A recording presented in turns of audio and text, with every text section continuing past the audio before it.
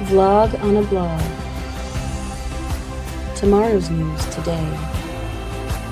Get to the truth.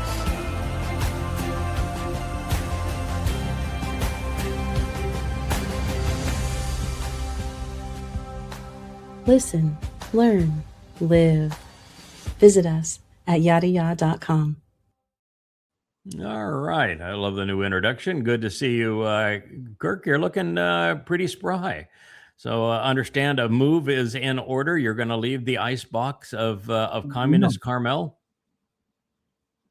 Yeah. Going to move up to the wine country and be up looking on a hill overlooking Sonoma.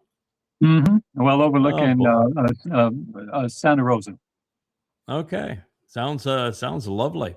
Yeah. You're going to pick up at least 20 degrees, maybe 30 degrees during the summertime. It's what the average temperature in Carmel and the California summertime is at about 52. 52 to 62. It seems to be a lot of that. Okay. And rain and wet and nasty. Yeah, and foggy and And you'll shed a few of the communists. Yeah. A lot of farm belt out there. People who have to make a living and they actually go to work. Oh, okay. Wow. That sounds lovely. So we won't have pictures of this studio. You'll be in a different studio. Yeah. Here in about a month. We'll be somewhere in the house. Somewhere in the house. We have to figure out. You're going to arm wrestle for who gets the guest house, who gets the studio, who gets the. That battle was already lost, and you know who won that one. Okay. But I'll have a corner somewhere that'll be all mine. So. Okay, you'll have a spot somewhere, huh? Okay. Even if it's outside under a tent. Well, you know, I said on the thing by the pool. Pool. Just a little pool. It's a nice one. Okay. Sounds great. All right. Well, we're going to jump right in here. The first post was put together by a Marxist that is blaming capitalism for the fact that a shocking 92% of U.S. adults are not going to the doctor because it's too expensive. What they don't realize is America went from a capitalistic system of healthcare, which was the best in the world, where most people had health insurance. You could afford health insurance and you had it, and the product was really good. You didn't mind paying for it. To the point where they approved Obamacare, socialized medicine. And if you were among those who actually was responsible and paid for your own health care, you couldn't buy it anymore. That product that you bought was only being given to the people that didn't pay anything for it, and the actual product that you bought, you couldn't buy anymore. And you had to pay an exorbitant amount for a product that wasn't even tolerable. So I recall that when I was in Florida, I said, all right, I had left Virginia, no longer had anything to do with my farm, so I didn't have a group insurance policy anymore, and I was on my own.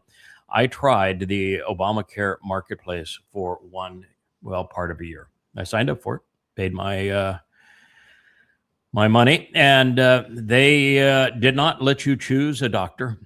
You had to go to the cattle mill.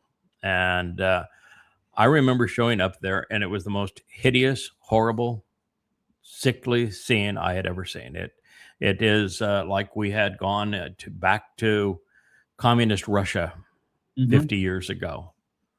And I waited there in a really hideous environment, surrounded by all sorts of sickly people, for about 5 hours of my time I wasted. I finally got in to see a doctor who was really unhappy to have to be there.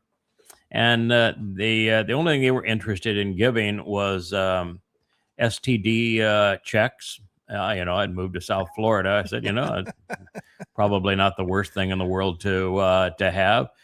She came back. She says, "Oh my God, you're the first person this week that has tested negative." I said, "You don't know that, but we get almost universal positives with our STD checks here.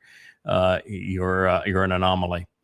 But I walked out of that experience saying I will never go back.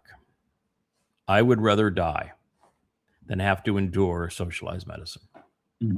That's my view of it. And I came here. We have a singular hospital on this island. It is run by a socialist government here. It is, even though they have built two very expensive hospitals, neither of which are operable because of somebody stealing money and nincompoops building them. The last one, they forgot to put oxygen in the walls. So it's in a double wide trailer where the emergency room was, where you'd have to go. And I was in real agony. I didn't know for sure what it was, but later I found I was passing a kidney stone. And you've had several. You know that hurts. Horrible. Yeah, you think you're going to die. I mean, it really hurts. Yeah, you want to. Yeah, you want to die. You do. You want to die. So I walked in knowing that if it wasn't a burst appendix or hung testicle, or there's 3 or 4 things that kind of pain in that area could be, and 3 of the 4, if you don't get immediate medical treatment, you are going to die. The other one, you're going to wish you died, but yeah. After a number of hours, it will pass. And so I walked in not knowing which one it was, and I surveyed the situation. I looked at Leah, who walked in there with me, and I said, I'd rather die. We're out of here. And that's my view of what has happened to healthcare in the United States. I have not been to a doctor in a very, very long time. And it isn't because of capitalism, it's because of socialism. They've ruined, completely destroyed the healthcare delivery system in America that was the best in the world to it being the worst in the world. And I'm not going to say it was efficient. It wasn't efficient because of the fact that the United States Congress is run by lawyers, and lawyers love lawsuits. And we made healthcare and drugs expensive because of malpractice and no tort reform to minimize the amount that could be charged, and then juries comprised of undereducated, irrational Americans that decided on all sorts of ridiculous amounts to burden companies, and so they couldn't deliver a decent product. But that's what's happened with American healthcare, and I can assure you that I'm not the anomaly. Now, you have been a major consumer of American healthcare here recently, Kirk. You had an ailment that, as I said when you first told me about it, I said, the good news here is that the overwhelming preponderance of men are going to die with that, but almost no men die of it. Nevertheless, you decided that you would take the advice of all of the specialists who said, you need to go and be treated by us. That was a lot of fun, wasn't it? Well, it wasn't a lot of fun. The decision to do it was I had a large tumor right on the edge of it, and they said when that goes through, you're dead, or you're rapidly fading away. So it wasn't something that I was really given that kind of a choice. So I chose to do that. But after the radiation 39, 40 times, that was horrible. I was ready to die. Seriously, I just said, I can't take it anymore. I'm glad it's finally over. And then they put me on the medication stuff after that, and that was really horrible. And after finally, I just said, screw enough. this.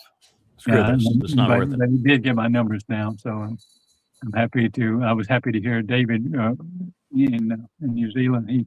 He's getting lower numbers too, and that's always helpful. That's good. We're all trying to get to Shabur, so that's you're all trying to make it to Shabur. Yeah, we want to go together. We want to go together. Yeah, be on the ride. Yeah.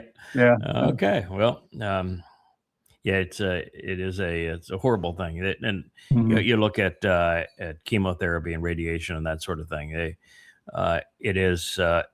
It's a really horrible way to treat a disease. And the fact is, when you talk about cancer, there's only like 900 versions of cancer, and the variations of cancer are almost completely unrelated.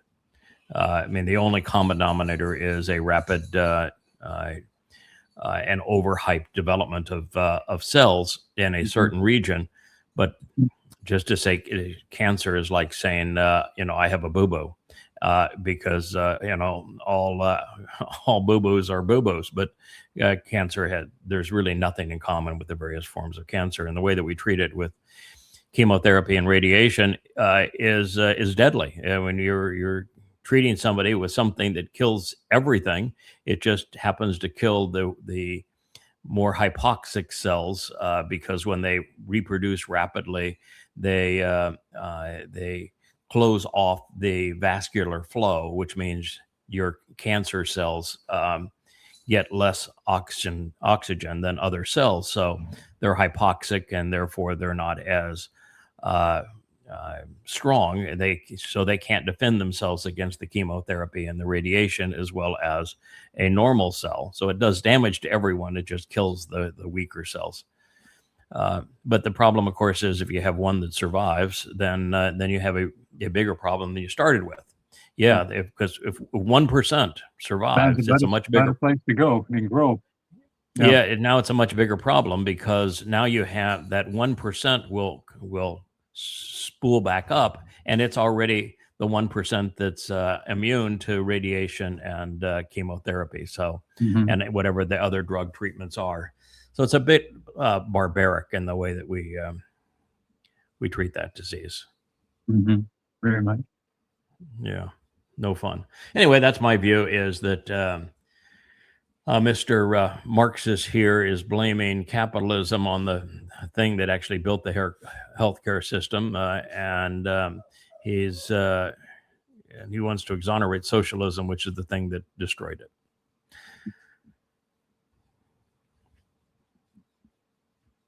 Yeah, this is interesting here. So you got Hog's Breath, having been the first Secretary of War since, back since FDR, I guess. Before we had a Secretary of Defense, he made it a Secretary of War, and of course he lost his first war as the Secretary of War. And I just wanted to put in perspective the difference between the United States and Iran, the country he lost to. Because he didn't just lose, he destroyed America's armament reserves while losing. And so America tops the ticker tape parade with 1.1 trillion that is the disclosed Department of War budget. Now, on top of that, there's all sorts of extra bills to fund the Department of War even more. And that does not include all of the black ops programs, the secretive weapons development programs that are in different places in the budget, nor does it include the most invasive spying mechanism between the CIA and the NSA of any country in the world, that's also in the hundreds of billions of dollars. So all total, America is probably closer to 1.5 or 1.6 trillion in its spy military budgets, including all black operations. So you've got America up there at 1.5 trillion. Next on the list is China at 300 billion. 3 times. Yeah, it's 3 times if you don't consider all the stuff that we have off books and the spy apparatus of the United States. It's closer to 5 times if you consider all of that. And then you have Russia at 190. Germany, who couldn't fight their way out of a wet paper bag today, squandering 110 billion and getting literally nothing for it.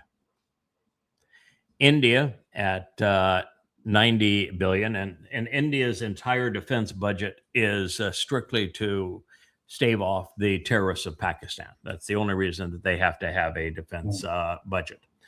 I've had to put on the glasses because it kind of got blurred behind you there. I don't know what has happened.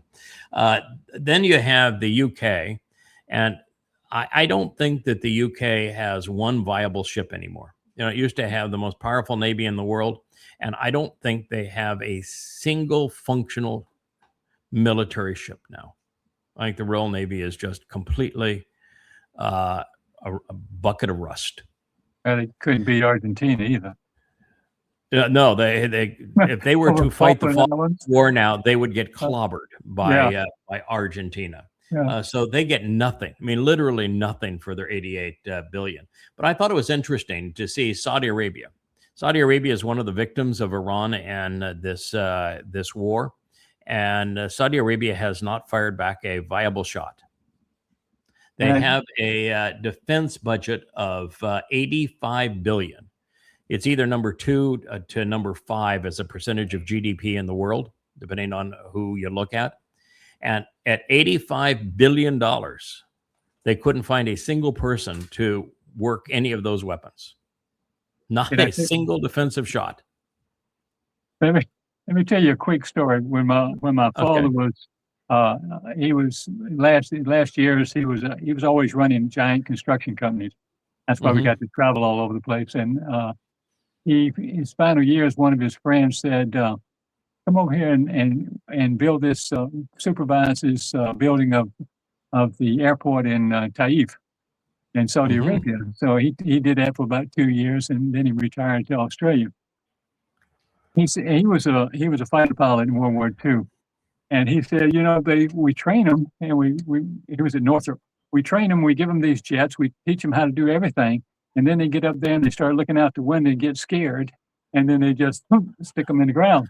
And he says, we sell them another plane, but they ain't got a hope in hell of building an Air Force that competes with anything. I mean, they just freak out.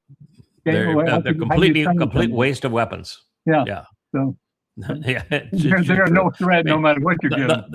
The last time they fought is when the Brits bribed them, and it was the Wahhabs that Brits bribed to ride camels and swing scimitars against the Ottoman Turks in World War I. That was the last time they fought successfully.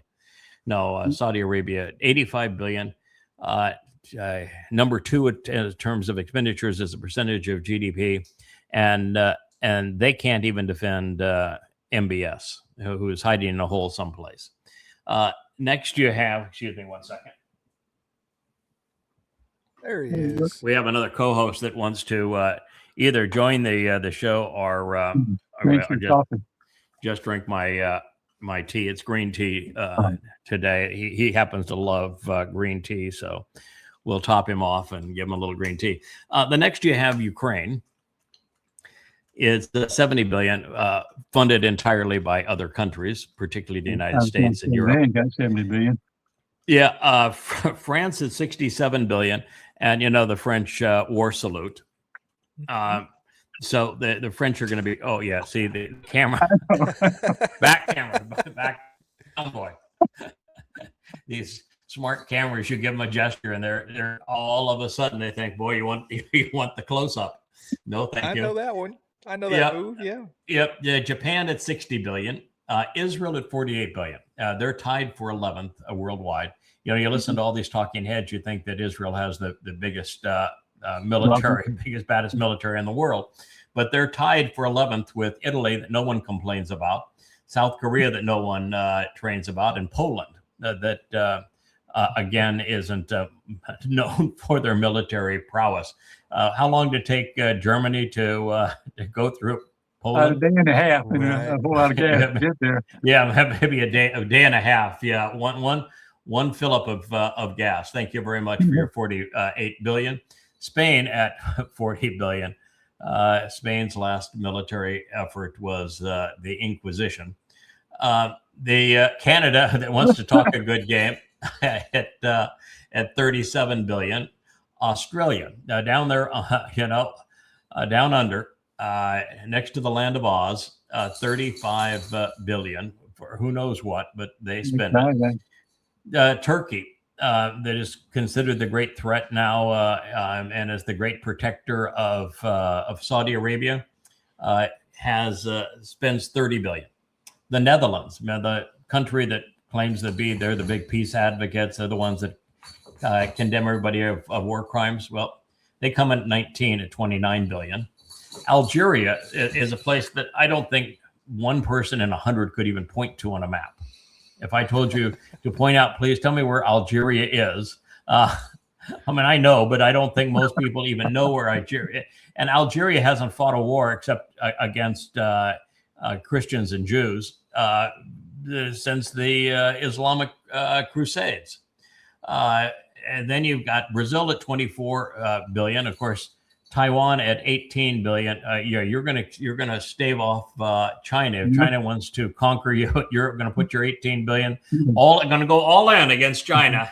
That'll work out just great. But what I thought was interesting, if you could scroll up just a little bit so we get out of the hat there, Kevin. What I thought was interesting there is Pakistan. That is the other defender of Saudi Arabia. So Saudi Arabia, with its massive defense budget into the 90 billion range and doesn't have a single person that can operate any of its weapons, has bribed Pakistan to the tune of $5 billion to defend it. But Pakistan's entire military expenditure is 12 billion. Wow. And 11 of the 12 is jihadists screaming Allahu Akbar. Vietnam is at 11 billion. Vietnam's more formidable, I think, than Pakistan in terms of a military. Kuwait. Now, Kuwait, which is nothing now but cannon fodder twice over. They were cannon fodder for Saddam Hussein. They're cannon fodder again for Iran at 8 billion. And mighty Iran, the country that a hog's breath here just lost a war to, at all in about 1.5 trillion defense and spy budget. 1.5 trillion against 7 billion. Well, I'll tell you what, the Iranians are getting a lot of mileage out of 7 billion. Bang for their buck. Absolutely. Boy. And if you look at Iran too, they aren't in the top 30 in terms of a percentage of GDP spent on their military defenses. They just outthought the numbskulls of the Trump administration. Mm-hmm. Yeah, we have and they have a $300 billion payday coming too. What are they going to do with that? Yeah. Can you imagine having a $7 billion annual defense budget, bringing in a $300 billion payday? Yeah, that's a nice return. That's a hell of an army. There's the art of the deal ROI. right there. There is the ROI for sure. So nice job, Hog's Breath. You may want to go back to weekend news anchoring on the Trump Tush Talker Network. Yeah, didn't just lose the war. There's more at issue here than this. But I mean, accelerated Iran to the hegemon of the region. Mm-hmm. I mean, gave Iran everything it wanted as far as being able to control the strait, control its neighbors, Saudi Arabia, Kuwait, Iraq had already had, of course, and then openly diminish United States position to the world. The emperor has no clothes, folks. Right, destroy the petrodollar, destroy America's military, destroy America's credibility. It's pretty tall cotton for a weekend newscaster and alcoholic. Mm-hmm. Yeah. Highly in 2 years. High achievement. Not even 2 years. Yeah, in less than 2 years. I always figured that you can what takes years to build something, you can destroy it in a matter of moments. Oh, Hog's Breath is proof. absolutely. Wow. Mm-hmm. I love this. This is the woman, the brunette there. She's the woman that Trump was had that interview with in the barn, surrounded by all those nice tractors and everything. Really a nice barn, and it was raining outside. So he said, I got angry because it was raining outside. I guess he's like the Wicked Witch and the Wizard of Oz. He melts in the rain. And then he got up. He threw off his lavalier mic. He hit the chair on the way out. Cursed this woman. So it was really interesting. She was given the first interview as to what actually happened, and the great catering cart Caper. Caper. It's catering cart there, caper. Thank you. Yeah, the catering cart caper. Yep, I was lost for that last word. I appreciate you. That's the mind, they say, is the second thing to go. So the fact is that the catering cart caper, she was given the actual scoop of it. And what is just astonishing here is that, first of all, they had 2 Air Force Ones on the ground in Ankara, Turkey. 2. And they had already decided they weren't going to fly the one that was the $400 million gift of the Qataris out, because it cost something in the range of 5, 6, 7 times that amount to retrofit to make it an Air Force One, but it doesn't pass muster, so they don't fly it. So they brought in a second. So it's probably the only place ever that there were 2 747s serviceable as Air Force One in the same place. Trump got on the old one, flew in the new one, got on the old one. They had, when he boarded, he did the wave and everything else. They had him and the last 2 went on with him go directly through to a catering cart. They actually had the area closed off. They put him inside the catering cart because they had to roll the catering cart over the bridge into the catering truck. So he actually had to sit into that catering cart. And they had 2 people go with him. You know the 2 people that went with him on, and it wasn't even one of the Air Force One 747s. Ava Braun, Little Miss X Graphics, the one that creates all these graphics of like Trump standing between Patton and MacArthur as a great general. Yeah, the nanny. The nanny for the old fart. That and his butler. The guy, that was that lied to Congress, lied to the FBI on the stolen top secret files in Mar-a-Lago. His personal butler. So his nanny and his butler were the only 2 that Trump tried to spare, and they whisked him out while they decided they would play the rest of the U.S. press corps and all of the other White House staffers. Secretary of Treasury was there, for example. Secretary of State Rubio was there. All of them with a threat that was credible enough that they were going to whisk the dumpster away and fly him out in another airplane because they thought that this airplane was going to be shot down. They went ahead and allowed the press corps and the White House staff and cabinet members to stay on that airplane because it made it a more effective decoy. If they sacrificed their lives. This is the scum we're dealing with here. Yeah, the most important people in your life. I mean, if I'm running for my life, if I need to get away and running from, I'm going to take my nanny and my butler for sure. Those are the most 2 important people in my life for survival, right? Yeah, the nanny and the butler, yes, because the nanny does all of his. It's actually the nanny and the locker room attendant at Trump's golf courses that collectively do the Trump Truth social posts. So he had to have, she's the graphic artist and he's the wordsmith. So speaking, of course, for the President of the United States, nothing wrong with that picture at all. And and his valet, his butler. So the guy who cleans the spikes on his golf shoes. The guy that cleans the spikes on his golf shoes and the guy that cleans his toilet. Those are the, and they're, by the way, the only 2 that spend any time around him in the evening because Melania is never to be found around the White House. So it's just the 2 of them that are, the 3 of them together are a love triangle. That's who he traveled out with. It is just, I mean, you cannot write it. No, you couldn't make this up. You could not make this up. That you can have, I have led people most of my my life, been responsible for people most of my my life, and been captain of large vessels, airline transport pilot, captain of airplanes. And been founding CEOs of public companies.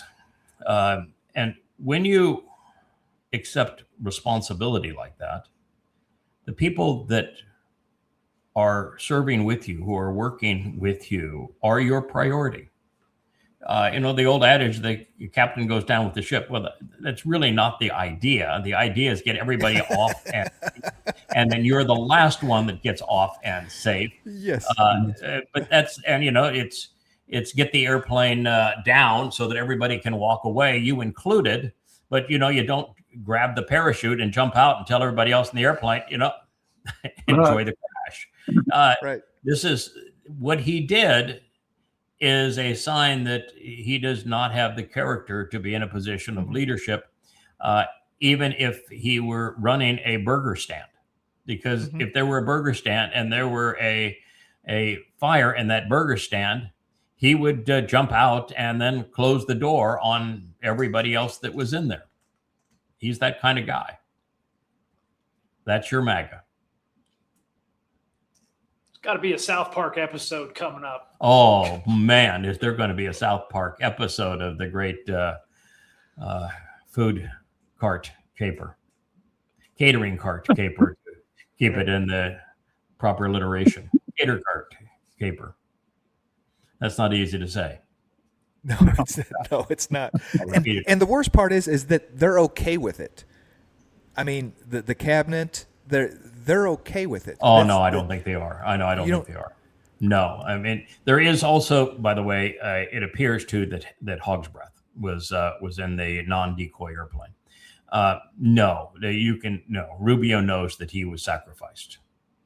Right, but I mean, he's not walking away from his job. He's okay. No, with because the reason he won't walk away from his job is he thinks there's a 1% chance that Trump is not going to continue to be president through the next election cycle, and that he would beat Eyeliner Boy for the nomination. So Rubio is in it for one thing and one thing only: that everything Rubio does, because Rubio is not used as Secretary of State. He is not used as a national security advisor. So he's there for one reason and one reason only, and that is because they don't want to have a lame duck perception. So he and Eyeliner Boy are the two that are vying for the opportunity to run for POTUS 48. That's why they're there. Yeah. That's why he's practicing being president of Venezuela. That's why he's practicing. Yeah, he is. He's currently president of Venezuela, and he wants to be president of Cuba. Mm-hmm. Yeah, and he could be president of Greenland too. So he could have, 3 presidential stars while Hog's Breath is president of Iran. Why not? Trump's prime minister of Israel. Mm-hmm. They've all got, lots of cards in the game. This is bizarre. It is really, really bizarre. Satan has got to be embarrassed. Yeah, I would think. All right. Well, this is interesting. It's a shame that Americans are and Europeans are so easy to fool. That they're all PO'd at Putin and Russia for invading Ukraine, and they are completely ignorant of the deal that the U.S. and Europe and NATO made with Russia, going back to James Baker when he was Secretary of State, where the promise was made: if you, Russia, give up East Germany and East Berlin, that was a big damn ask, and allow Germany to be unified again, then we promise we will not increase the footprint of NATO or move NATO 1 inch closer to Russia. And of course, since then, there's been like 30 additions to NATO, all of which are closer to Russia. That was the deal. Russia gave up a great deal. Mm-hmm. Germany was unified. And then the U.S. did what the U.S. does. It lied.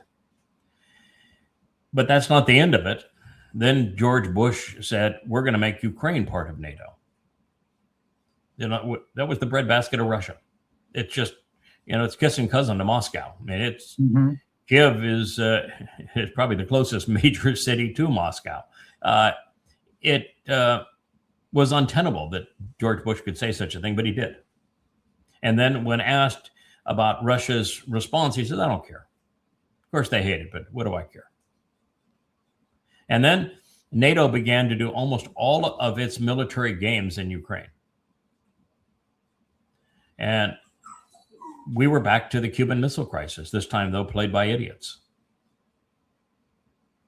Devastating. And then it got worse with Victoria Nuland and John McCain and Lindsey Graham arming the revolutionaries to overthrow the popularly elected government of Ukraine, which was pro-Russian. And then the International Monetary Fund bribed the Ukrainians and said, we'll give you money on better terms than the Russians were loaning you money. But you'll be under our influence. And now we had a government that America had imposed through regime change. And the moment that occurred, the CIA and NATO began to give weapons to the most Nazified factions of Ukraine to go and bludgeon ethnic Russians in the Eastern Oblasts. And they did. This is a scene from that. And they were murdering ethnic Russians. Yes. Anybody that spoke Russian, they would kill. And then John McCain and Lindsey Graham are on videotape speaking to these same goons and telling them that we'll up the ante. We're going to give you enough weapons, not just to go off to the Eastern ethnic Russians in Ukraine, but against Russia itself. You're going to go kill some Ruskies. And we'll arm you, and your war will be our war. We'll give you whatever weapons you need to go over and conquer Russia. And they're on video. I've played it a bunch of times, telling the Ukrainians long before Putin responded that they can go kill some Ruskies with American weapons. We started that war. And then it was the Ukraine that bombed the Nord 2 Stream pipeline. And then we lied about it. The Americans lied and made it sound like that it was the Russians who were the aggressors. And 80% to 90% of the people in the West, in America and Europe, are so easily fooled, so ignorant, so irrational. They blame Russia and think that Ukraine is defending itself, as opposed to Ukraine is nothing but a bribed proxy.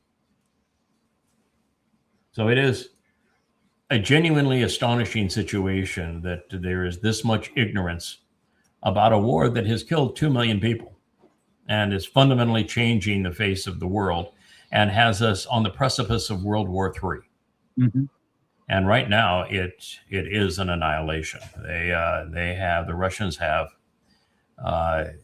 Ukraine completely surrounded and unable to replenish anything and unable to sell anything. So it's a really bad situation. And it's all caused by the United States. We are the bad guys, not the Russians. How did America get so stupid?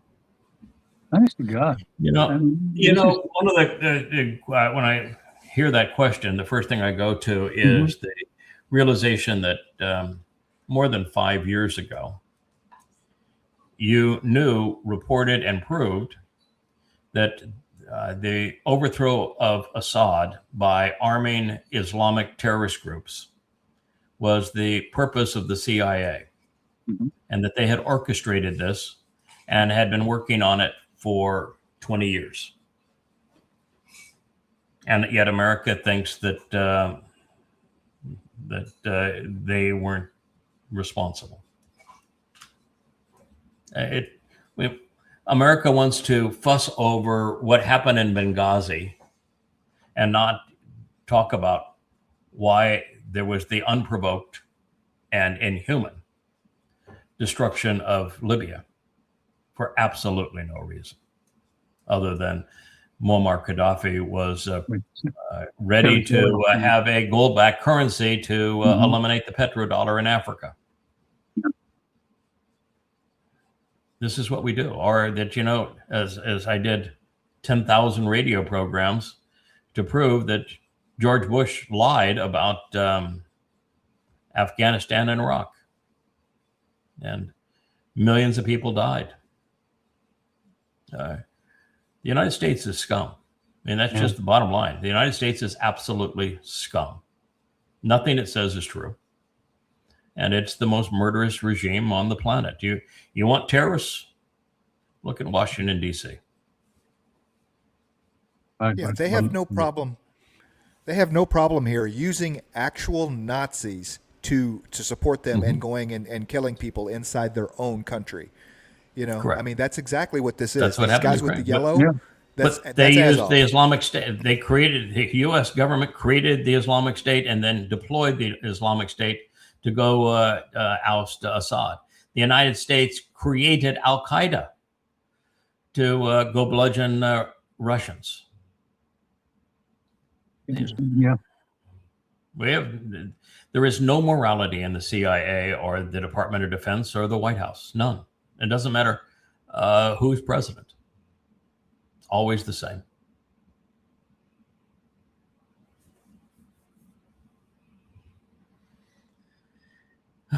You know, anytime I see a woman wearing a hijab, I just want to puke and turn it off. Unfortunately, this woman was forced to wear it. I don't know if she would have worn it otherwise. But she is one of hundreds of millions of Muslim women who have been murdered because they were raped. In the Qur'an, if a woman accuses a man of any kind of malfeasance, if she cannot get 4 men to testify on her behalf, then her admittance that she had been raped or beaten or abused or robbed is now viewed as a confession.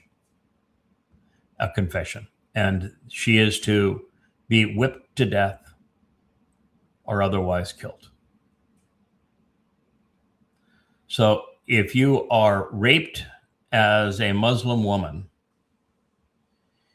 the rapist has nothing to worry about. Never be imprisoned, never have anything done to him. But the woman who was raped, she will be murdered. It's actually worse than that, and that sounds pretty bad. And by the way, a man can rape a 3-year-old girl, a 5-year-old girl. He can be a pedophile. He can rape his own daughter, be incestuous. He can commit acts of murder, any of these things. The reason it's worse than this is because Muhammad did these things. So it's Sharia law authorizes men to abuse women in this way and children. The voice of Allah is Muhammad. And so Allah authorized Muhammad's behavior as a man who was incestuous, a pedophile, and a rapist, as well as a mass murdering terrorist and slave trader. And therefore, all of these activities are not only legal in Islam, they are considered exemplary because Muhammad did them and Allah endorsed them. Now it gets worse because had it not been for the abuse of women and giving men the divine sanction to rape women, Islam wouldn't exist. The motivation for jihad was that you get to rape the women of your victims and you get to enslave their children.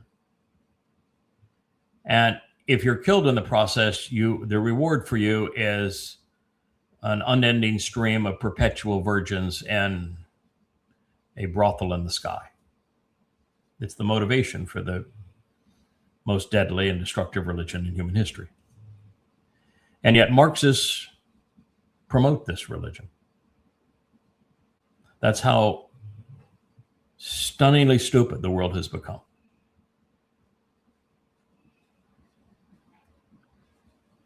Now, everything I've said, I have verified 1,000 times over. Go to yahowah.com, go to the bottom of the book page, and you'll find the 5 volumes, each 825 pages in length, documenting everything I have said, proving it beyond any doubt, absolute, irrefutable documentation that Islam is a death cult, and that it is misogynist, and it was founded by a pedophile who was a rapist. Yeah, I don't know that we can expect anything from what's Allah's main gig. I mean, he's hanging women by meat hooks down in hell because they're not appreciative of their husbands, right? That's their crime, because they don't appreciate their husbands enough. According to Muhammad. I mean, and what this does is it's simple population control, because I mean, what these systems try to do is break up and one group from another, right? And this is the best one, because it automatically separates between male and female. You know, where this population group is going to have control over this other, so they're automatically divided. Yeah. Well, so does Christianity, and so does Judaism. Sure. Religions, so does Hinduism. Religions do that. That's why God said, "I regret having created humans." I don't really blame him. Yeah, I don't blame him. We're obnoxious. Humans are obnoxious the way they treat people, particularly the way they treat women. All right, what do we got?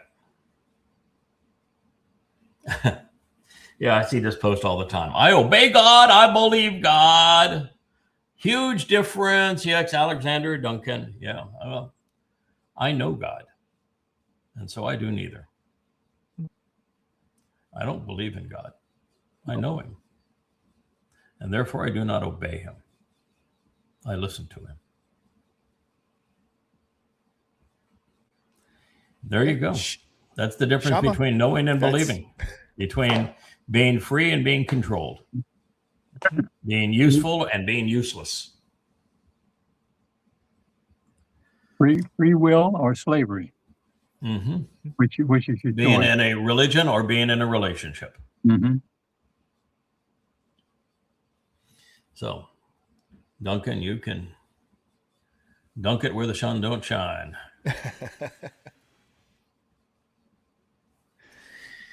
This is an interesting poster. It gets actually very, very detailed in the more section on it, but it's on abrogation.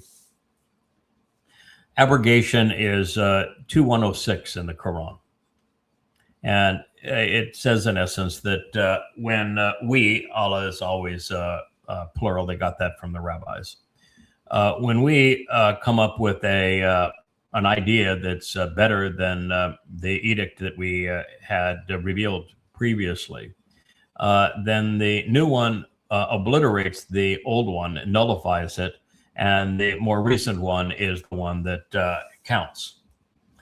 Now, of course, if you're a rational person, you would immediately say, well, then you're an idiot. You've claimed that your Quran was written in its entirety perfectly before the universe was created, so there can't be a old one that we have annulled. Can't be. So you have just destroyed the entire basis of your religion, if you're thinking. Yeah. And then you have the problem of the fact that the second surah was about the 75th, 76th of the surahs revealed. In other words, 2/3 of them had already been revealed, so that 2/3 of the Quran is now nullified. Why not just throw it away? Why do you keep it? Well, they lost me at the blood clot. Oh, yeah, well, of course. Well, that was the first one. But the first one was revealed in the 96th surah. Yes, that this is a demonic spirit that was trying to kill Muhammad and frightened him to the point he wanted to commit suicide, to the point he also admitted that he was demon possessed during the encounter, told him to read, but he was illiterate. He says, I can't read. I'm illiterate. Read. And then they said, what am I supposed to read? And then it said that that which is taught by the pen. Well, this is the problem you have here, because if the Right. pen delivered all of this, then you can't have an abrogation because, well, it was all done before any of this stuff happened, so there could not have been an abrogation. And then it says that your Lord created man from a coagulated clot of blood, which of course is Pretty not good, Shred. true. It's not true. And that's in the second half of the 96th surah. So the Quran is a jumbled mess. Now, the other problem with abrogation was two more problems that I want to bring up with abrogation. One is that a God who contradicts himself cannot be trusted. Anyone else? Yeah. So he is admitting that I'm contradicting myself so much that I have to have a rule as to how to handle my contradictions. Therefore, Right. that kind of God cannot be trusted. That's the problem with Christianity, of course, is that the God of Christianity contradicts the actual God, and that kind of God cannot be trusted. Now, the other problem is that the Quran is a jumbled mess. Mm-hmm. You know, the second surah was one of the last revealed, and yet it's number 2. Number 1 was never revealed. And the last surah revealed was number 5. The second last was number 9. And here, the 96 we just heard was the first. So the Quran is a jumbled mess. So how are you supposed to tell which ones were revealed first? You find a guy who puts it in chronological order. You do, and I know a guy that did that. That's the whole basis. And I read his book. Yeah, that's the whole basis of goddamn religion, is that I reorder the Quran chronologically. I provide 5 of the most famed and highly revered translations of the Quran, plus I provide my own. And then I set the Quran into the context of Muhammad's life using the Hadith, which are actually more credible than the Quran because they have documentation. They come with who said them to whom, where the Quran does not. But yet the Quran was spoken by the same person to the same audience and maintained the same way. It just doesn't have the documentation that comes with the Hadith. And they all tell the same story. But I reorder the Quran chronologically, set in the context of Muhammad's life, provide 6 translations of the Quran, sometimes as many as 15 and 20 translations when it's really an interesting statement, and prove emphatically that Islam is a death cult, that it's a terrorist manifesto, that Allah is not a God and Muhammad was not a prophet. But the 2106 abrogation is particularly vile. And what Muslims will do with it is they'll say, well, you know, there's peaceful verses in the Quran. Yeah, but the peaceful verses all came early and they've all been abrogated, and you know that. So why do you say that? And the ones that came later say, you kill them wherever they are. Doesn't matter who they are, you just kill them. You know, kill, kill, kill. Allah loves a good kill. Allah is a terrorist. Be terrorists. So this is the nature of Islam. It is not in dispute. Can't be argued. The nature of the religion. I would claim it's the dumbest religion ever, and that the Quran is the worst book ever written. But, you know, there's some stout competition. I mean, Mormonism, Scientology, the New Testament's not very bright. The Talmud's really stupid. But, you know, the Talmud is essentially the Quran. Everything in the Quran that has a religious veneer came from the Talmud, all of it. So, what a mess. And then you have the cost of that mess being in the first 100 years of Islam, 200 million people being killed by the initial Muslims. Islam had killed 200 million people before the first Quran was printed. Wow. Well, And maybe you can like still the see Marxist. where they were, because they haven't relinquished any of those countries. They're look at the Muslim and Arab countries that go from Africa all the way into Asia. It's a huge swath of the world, and it was all under the basis of convert or die. And sometimes we don't really want you to convert because your children are worth too much as slaves, and My men are motivated by raping your women, and we want to steal what you have. So we don't want you to convert. We really would much prefer to kill you. That's why they killed 200 million people. It was a third of the Earth's population at the time. And they continued to wage war for almost a millennia. And now they're back at it through terror. I was going to say it's like the Marxists that they just haven't done Marxism right yet. They just need to keep practicing, right? Islam So is just like they keep on practicing. There won't be any humans left because Mao yes. Zedong, he practiced. He killed about 80 million, and then you had Lenin and Stalin. They practiced. They killed about 70 million. Yeah, keep on practicing. Then you had Hitler. That war led to the deaths of about 55 million. Yeah, just keep on letting it use socialist practice. They'll really get good at it.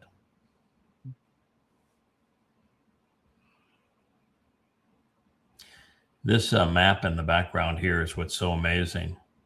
That map you might think is of the Qur'an, of Ukraine. These are the Nazi units in Ukraine long before Russia went in to defend the eastern oblasts. But you look at the back. Look how much of Russia they're taking. You see the border of Ukraine and how much of Russia they are intending to conquer. That's all the way up into Moscow. In Belarus. That was the plan, and they were going to use American weapons and American funding and American encouragement to go do that. Yeah. That was America's plan, and they were using scum to carry it out. You want to complain about the Ukraine? Point your finger at the White House and the Department of Defense and the CIA of America. They are responsible, and they had a helping hand from MI6 and from the heads of Europe, particularly UK.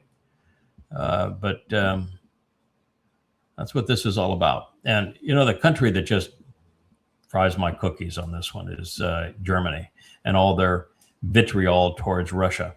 Those assholes sent in the Barbarossa posse, and it took 25 million Russians to finally throw them out after they had pillaged and raped and enslaved Russian after Russian brutally for no reason other than they thought they were better than everybody else. And for them now to go back after Russians, after Russia allowed them to reunify as a country, that's reprehensible to me. That means Germans, you learn nothing. And the UK, I mean, what are the UK thinking about it? If the Russians hadn't beat the Germans and hadn't and had Hitler not made the mistake of attacking the Germans, the UK wouldn't exist anymore. No, it's true. Yeah. You should be thanking the Russians, not trying to kill them. And, the United States, they wants to claim victory in World War II, and you didn't win anything.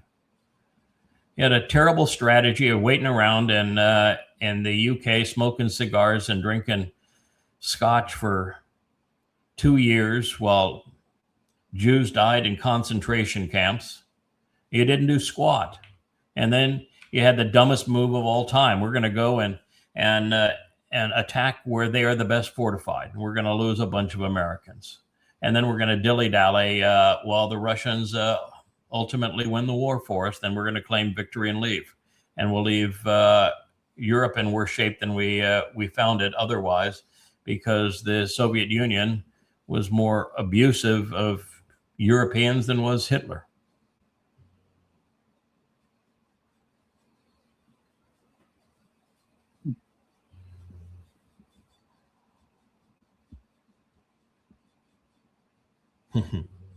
Yeah, this is the picture. This has Eva Braun and the valet.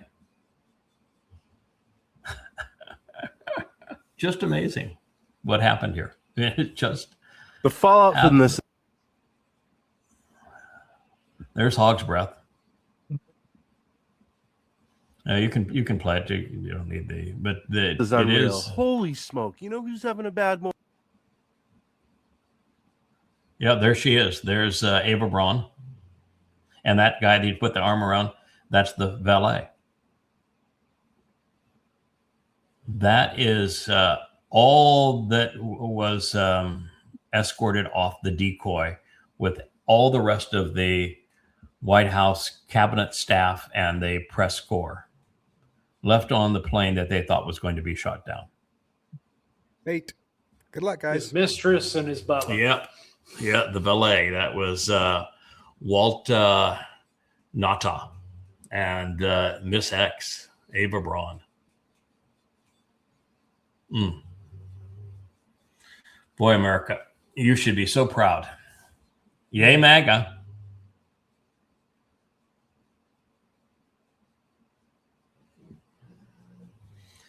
This is funny. This is good stuff. Yeah, they're kissing the ground here, men and women, because they've been lied to and say this is the ground that Muhammad walked on. Muhammad was never in Mecca. Mecca didn't even exist when Muhammad was alive. The Kaaba was a rock pile and Petra. Petra had been a thriving metropolis and was famous for doing what Mecca was credited for, being a watering hole for caravans and being a very religious center. Because Petra is properly situated. You're going to sail all the way up the Gulf of Aqaba, and you're going to disembark there and take camels from the northern tip of Gulf of Aqaba into the Mediterranean. It's the shortest route. There is no one in their right mind that's going to get off the trading ships anywhere in Yemen or Arabia and go over that desert in camels all the way up, when the only intelligent way to go would be to stay right on the boats and go all the way up to the northern tip of the Gulf of Aqaba. And if you do that, you'll come right into Petra. It's in that Great Barrier Reef rift there.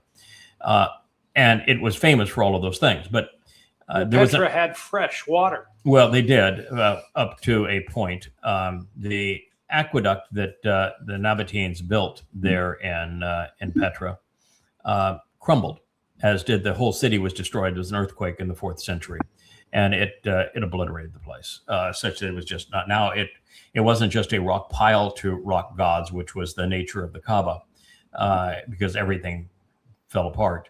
But the conditions were so bad that it became a sunny place for shady people. And you had everybody that was trying to run from Rome would hang out there. So you just had a mix of nutcases there. And that's where the original rock pile to rock gods was, the Kaaba.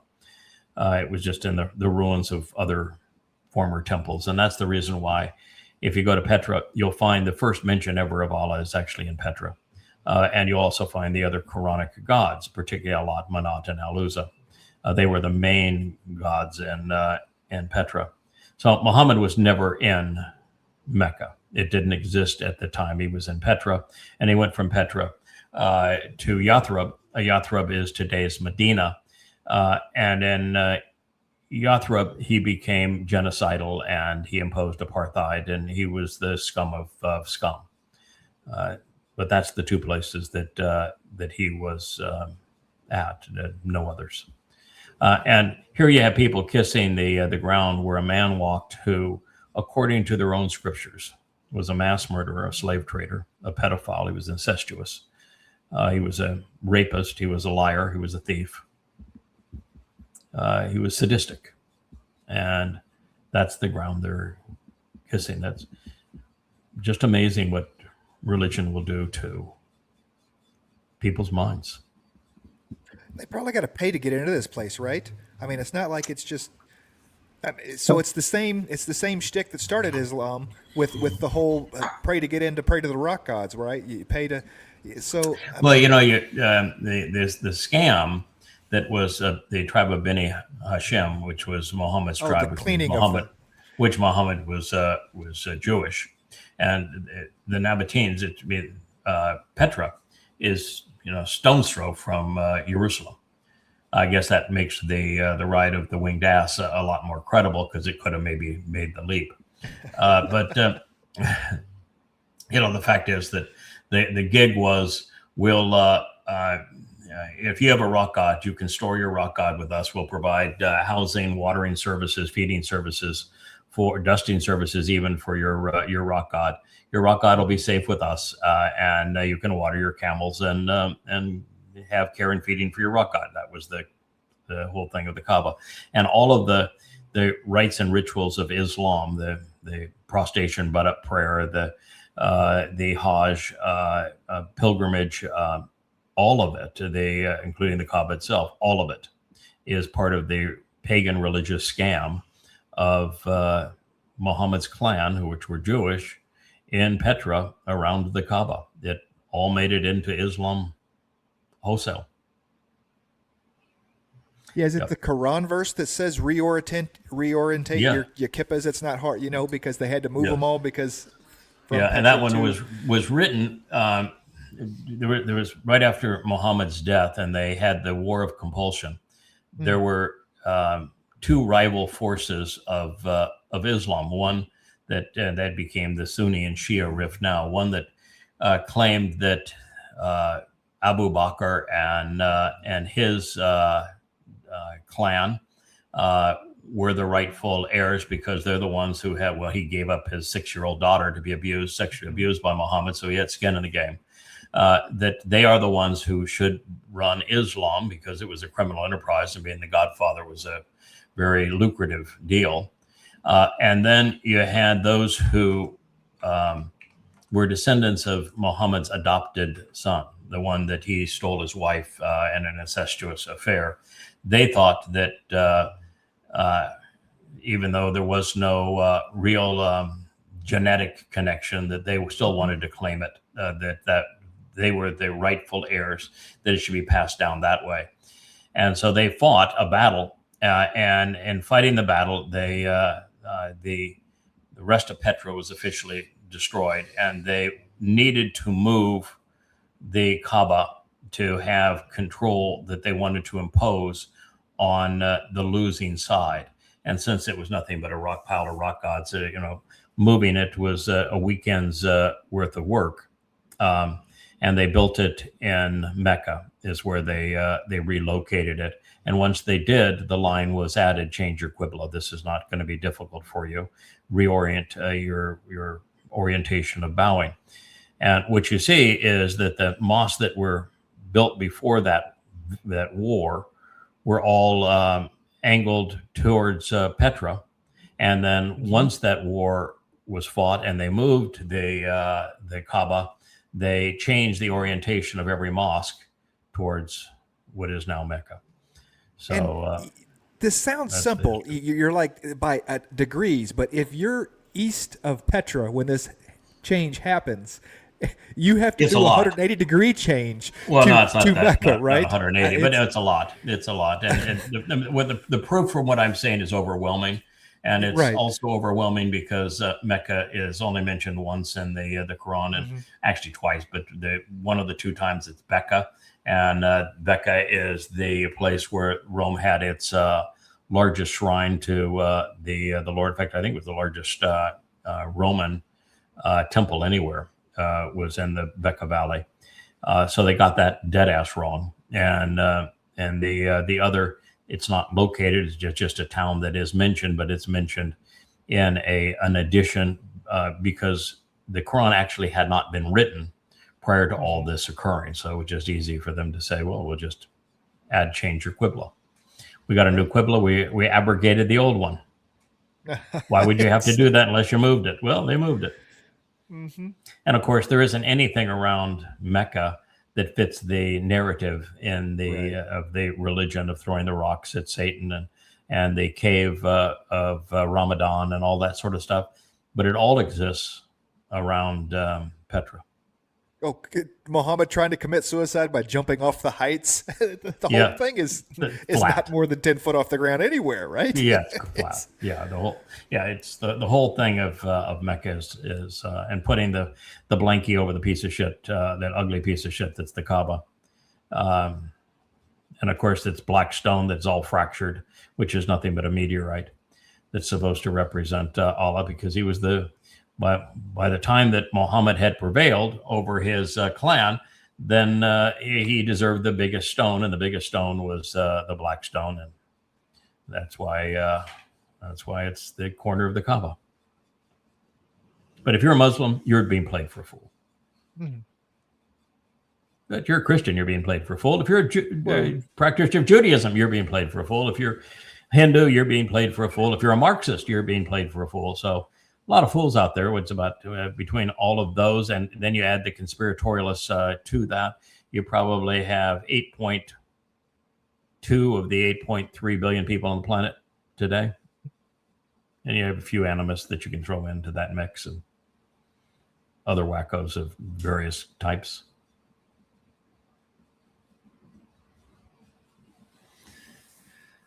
Oh, so this you're seeing all the time now. The Brookings Institute estimates that Trump's inaction is responsible for 70% of COVID deaths. Trump's deaths, 783,044.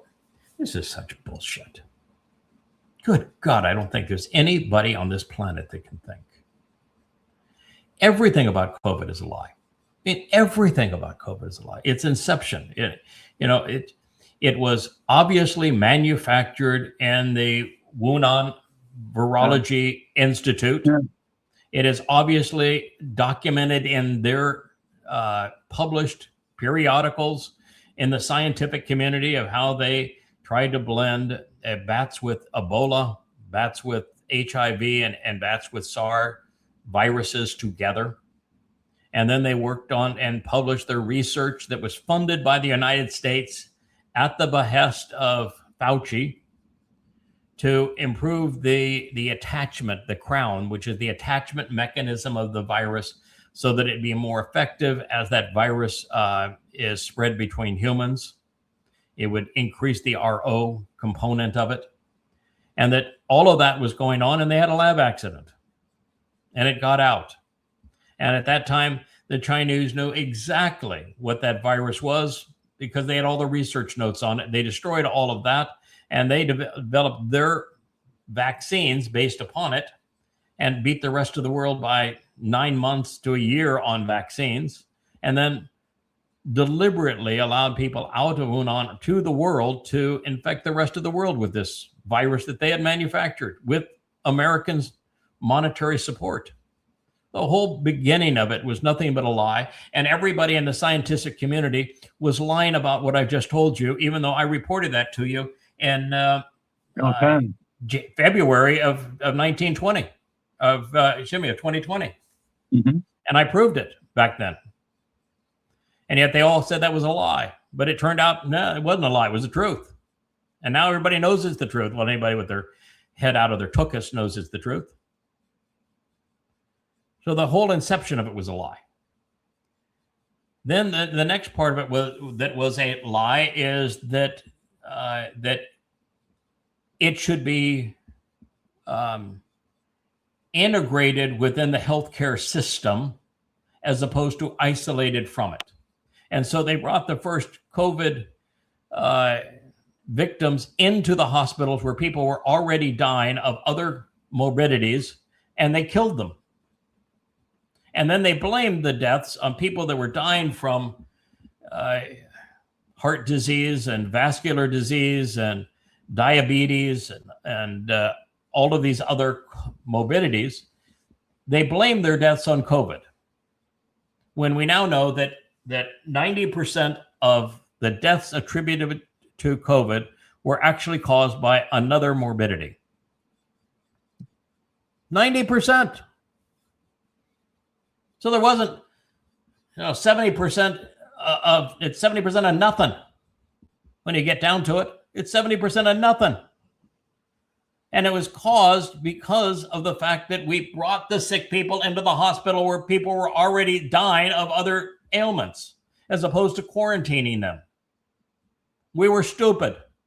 And that the people that spread it initially were religious numbskulls, like in Korea, they were the Messianic Christian numbskulls, and in New York, they were the Haredi numbskulls.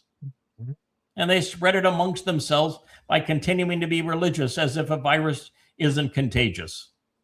And then when they got sick, the government brought them into hospitals where people were dying. And then they came up with the way that you resolve it, the action to resolve it made it worse, which is segregating people, telling people you have no more freedom, you can't leave your house, you can't go to work, you can't go to a restaurant, you can't go to a store, you have to wear a mask, and you can't even go to your job. They destroyed economies, and economies are what feed people and keep people alive. They destroyed livelihoods. They destroyed freedom. They destroyed even the will to live. So now that's the fourth mistake that they have made in the name of science. And then the fifth one is they came up with this stupid idea of manipulating your DNA as opposed to creating an actual vaccine. They came up with an idea, we're going to manipulate DNA to respond. And that vaccine worked for about 2 weeks against the original strand. And when the original strain of COVID mutated, as they always did, it didn't even last a week. So they made you get a second and a third vaccine when none of the vaccines worked. And in doing so, they did great harm to the credibility of vaccines that were actually beneficial to people, which is a devastating consequence to human health. Yeah. And they destroyed the credibility of science by politicizing it the way they did. And they gave people a false sense of security. And then they ran fear porn. Every day was a death count. And they didn't announce until the end that, yeah, well, okay, well over 90%, 95% of those that we listed as having died of COVID actually died with multiple of other comorbidities and would have died anyway. The whole thing was a lie, including the Brookings Institute number here and your post, Sarah M. It's all a damn lie, every bit of it.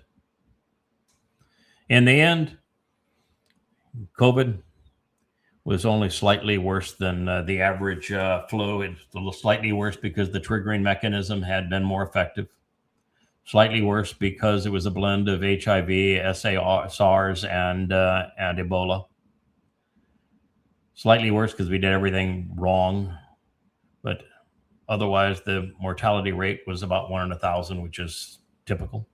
And the reason we know 1 in 1,000 is that they finally did surveys of entire communities to find out how many people were actually infected versus people who died. And what they found is that 85% of the people that were infected with COVID had no symptoms. They were asymptomatic. So they were never reported as having it. When you actually did the math then based upon knowing that, it was less than 1%. And, the victims were older people, people in poor health, and younger people. There you go. That's the story.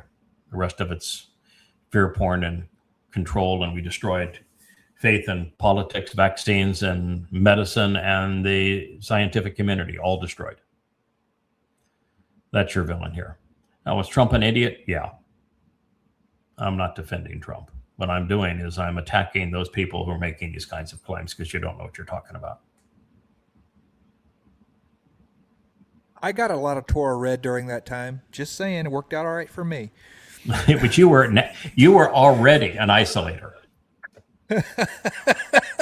Yes. Yeah. COVID was made for people like you and my wife and for Rich and for Perry. You guys were already in isolation mode. You like isolation. Mm-hmm. And something, I realized that you have a better plan. I'm going to full on isolation when this is all over.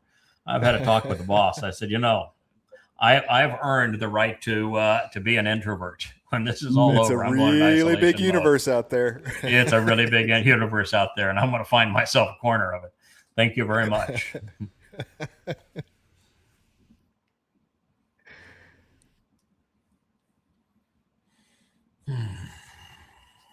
Yeah. This is a sober assessment of missile development and drone development by a senior officer in the IRGC. He's not bragging. What he's just saying is true. Because Iran prepared for what it taunted and played Israel and the United States into doing. I mean, Iran played Israel into demolishing Gaza because they knew that what would happen to Israel in doing so. They actually played Israel into attacking Iran not once but twice. It was in Iran's interest. Look what happened. I mean, they played it perfectly. But so what Iran did is that if they had anything that was important to Iran's survival, they replicated it and they buried it. So you want to bomb Iran, you're going to bomb buildings that once housed things that don't house anything anymore. Everything is replicated and buried. So you can say, well, we destroyed Iran's nuclear capability by attacking 2 sites. Well, there's 40 sites that we know of, and that 40 probably covers 1/4 of the total number of sites. Oh, Pickaxe Mountain is the meme now. Something we've never even heard of before. There's like, oh, we got to go get Pickaxe Mountain. Yeah. Jokers. Why? What's the purpose? The centrifuges necessary to refine uranium to a fissile purity of 235. This little library I'm in, you could put 2 sets of them here, and you could run them with a standard car motor. And you could make all the uranium you needed for nuclear bombs.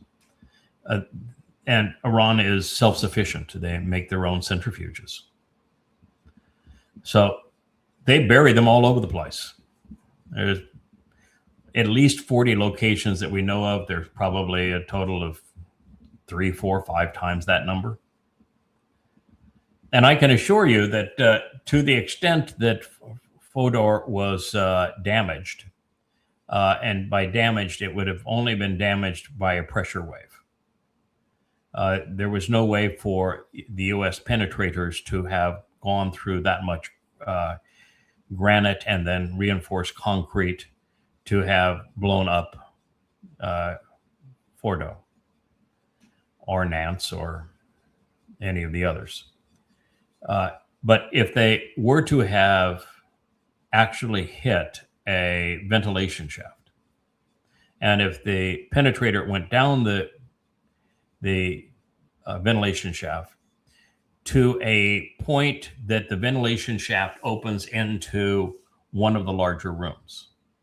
And if that larger room was not sealed off from other rooms, and if the exterior of the building was all sealed off, you could create a pressure wave which would kill anybody in there, and that would make it impossible to inhabit at the time.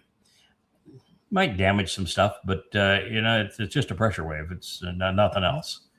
But if you did that, then, and let's say that they had not removed the uranium-235, which was 415, 430 kilograms, that people now saying there's 430 pounds. No, it's well over 1,000 pounds.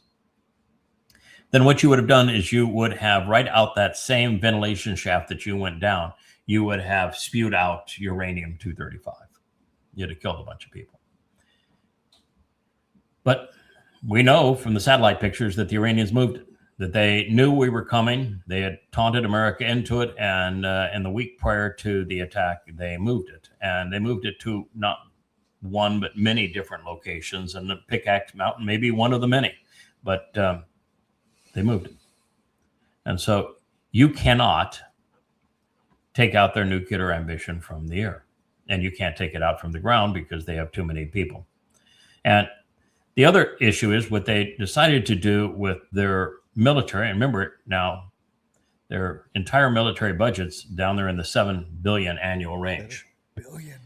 They replicated everything. So if they're going to make drones, they're not going to make drones in one place. They're going to make drones in 100 places. If they're going to make missiles, it's not one place. They're going to make them in 50 places.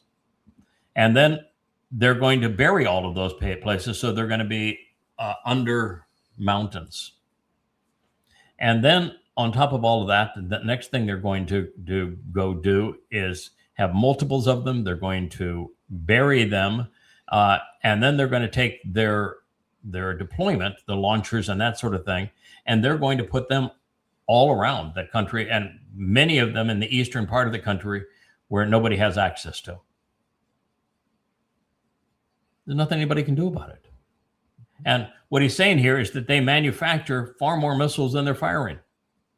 They're better armed. The more they fire, the better armed they become. It's the opposite of the United States. The more we fire, the less we can do going forward. So They've been doing this for 20 years, preparing for this. burying it, duplicating it, and then hiding the deployment of the systems. There you go. It's fascinating how effective actual defense can be for the amount of money that you put in. It's the second that you want to try to get out of your own borders and go knock on somebody else's door and kick sand and stuff that it becomes expensive, right? It becomes very taxing on us. The second you stay inside your own borders and just worry about other people coming to you, it's kind of cheap. That's one of the reasons I have said for years that America did not need a military. Mm-hmm. There's no nation on earth that has the ability to project a force, including the United States. The United States can't even project a force anymore. And no other nation even wants to try to project a force. Mm-hmm. And with the Second Amendment, America would have been impossible to invade and occupy. So there was no purpose of having a Department of Defense, which is what Thomas Jefferson, why he spoke out against it. You don't need one. Mm-hmm. Mm-hmm. Second Amendment, you don't need a Department of Defense, and Department of Defense is going to be devastating for the country. So you cannot justify the military of the United States. And America is not protecting itself from anybody because you can't invade and occupy the United States with Americans being armed. So what's the purpose in any of this? Mm-hmm. Defending a country is not all that difficult if you're smart about it. I mean, America doesn't vary anything other than it creates bunkers for its politicians because they're special, Mm-hmm. Can I ask a question? Sure. My whole adult life, we've talked about Russia has nuclear weapons. We have nuclear weapons. We have this treaty, this treaty. Then all of a sudden China had them, and then all of a sudden, even later Korea has them. Australia probably has them, and all our allies have them. NATO countries have them, and we're also that with this mutual destruction ability that nobody will use that thing. Mm-hmm. Why do they care about Iran? Yeah, they don't. It has. I know it's always something behind something, but no, it has nothing to do with Iran and having a nuclear weapon. Never has. No. Iran is the richest country in the world in terms of oil and gas. Yeah, in the Straits. It's the richest in the world. Yeah. There's the lie that it was Venezuela, but Venezuela's crude is too heavy. Most people can't even refine it. It's too expensive to extract, and it has very little use. Iran's the best source in the world of light crude, and it's a huge source of uranium and many other rare earths. So it's the same thing as Russia. The reason that the Ukraine war, the proxy war, is because America's oligarchs wanted to control the wealth of Russia, and they want to control the wealth of Iran. That's why those two countries in particular were picked. It had nothing to do with Iran having a nuclear bomb. Nothing. and Americans die and the world starves, also that the oligarchs can have their scheme, and yet not a single one of them was smart enough to say, yeah, maybe this is a bad idea. What if things don't work out the way we think they're going to? Oh, that's not our sons. They're going to die anyway. So, and we'll make a fortune in the war because we'll own those stocks of military stocks. So we'll make a fortune in the war. And what do we care how many people die? So it's a win-win for us, regardless of how it turns out. That's you're taking names, right? So when we get there later. Yes. Yeah. I'm having a Malak spread out around the world. Yes, and they're taking names, and we're going to have a whole lot of concurrent trials. Okay. Yeah. And rightfully so. And rightfully so. A lot of people are going to end up in hell that didn't think they were ever going to get caught. Elon is going to be among those. Oh, yeah. I would think. Trump, of course, is going to be the star attraction. Hog's breath, guaranteed reservation. I know this doesn't appeal to everyone. A lot of people are just sick of the whole abortion issue. I've taken an absolute consistent stand on it for as long as I've spoken publicly, which for my life now is about 30 years. And on that stand, what I have said is that everybody that is rational, moral, is both pro-life and pro-choice. So to be one or the other and to decide how you're going to define yourself and to govern a country based on one of the two is absurd, because every rational person in the world should be pro-life and pro-choice. I've also said that a woman does not have a right to control her body when she couldn't control her body, which got her into this mess. So if you want to claim that you have control over your body, then you should not have been irresponsible and got yourself into this mess, so that you want the government now to be your form of contraception. But the thing that's been really important to me is to convey that during the first trimester, there's no fetus that is viable outside of the woman. And therefore, while abortion is a horrible idea, both for the woman, of course, for the unborn child, it's pretty hard to say that a woman can't choose, particularly if she was raped or incest or that sort of thing, to get an abortion. And the third trimester, it's absolute unequivocal murder. That child is strictly defined based upon its location, not its viability. It's a baby, and it's viable. And to take its life is murder. The gray area is during that second trimester.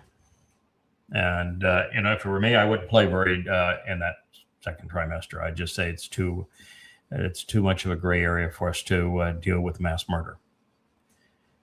But we now have 10 states in the United States that are gleefully murdering children right to the moment of delivery. And there is no justification.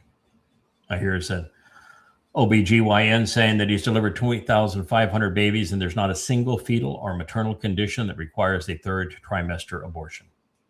Not one. Delivery, yes. Abortion, no. You are demonic when you are taking the life of an innocent child. And you're even more demonic when you're celebrating it. There's something just tragic that has happened to young women today in particular, but also young men that have been indoctrinated in Marxism. You've lost your moral compass. It's disgusting.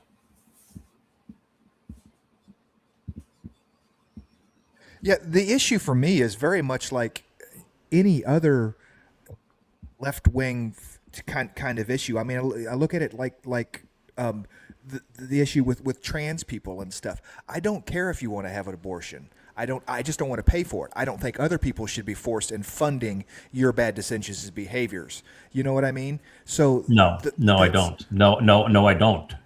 No, I absolutely do not. If you don't care about protecting those who cannot protect themselves, you've destroyed your human card.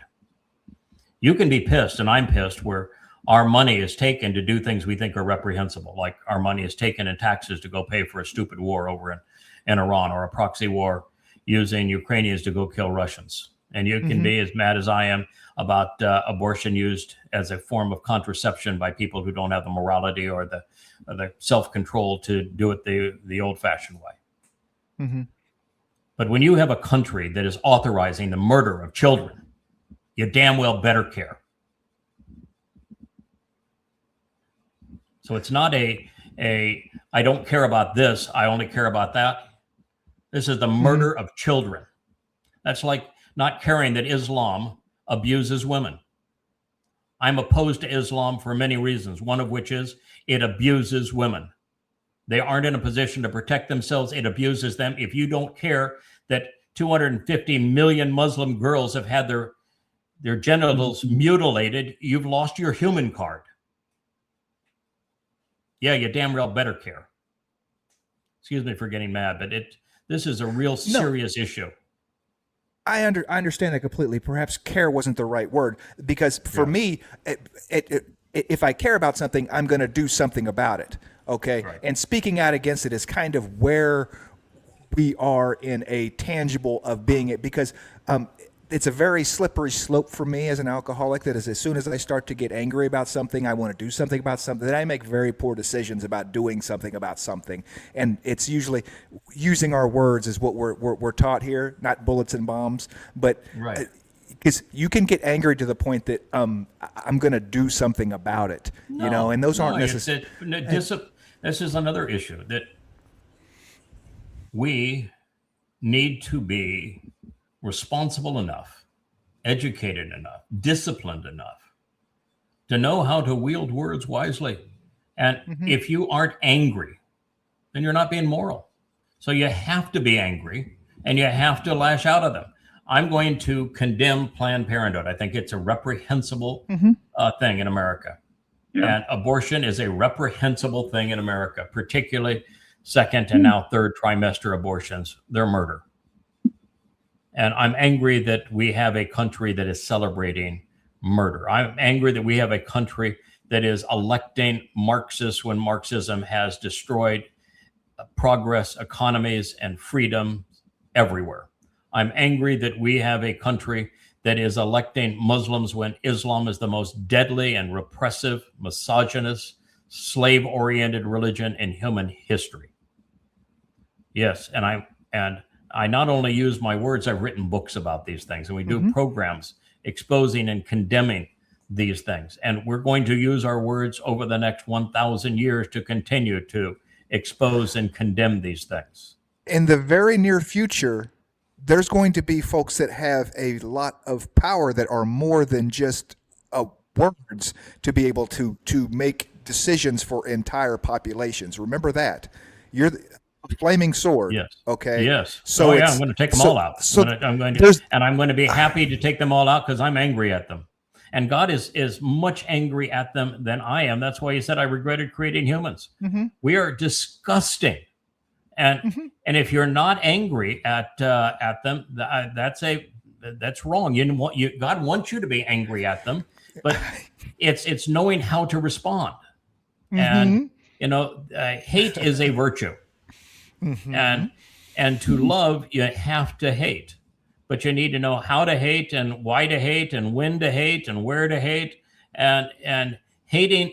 Look at Israel responded to 10:7 of 23 by hating Hamas as opposed to Islam. Yes. And doing it with bullets and bombs as opposed to words. And they made a bad situation worse.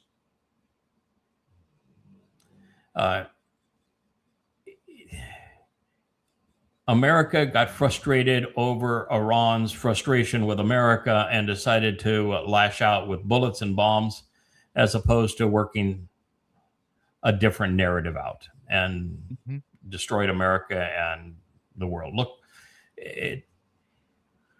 we have to recognize that 99.9999% of the world is either a promoter of gross evil or accepts gross evil.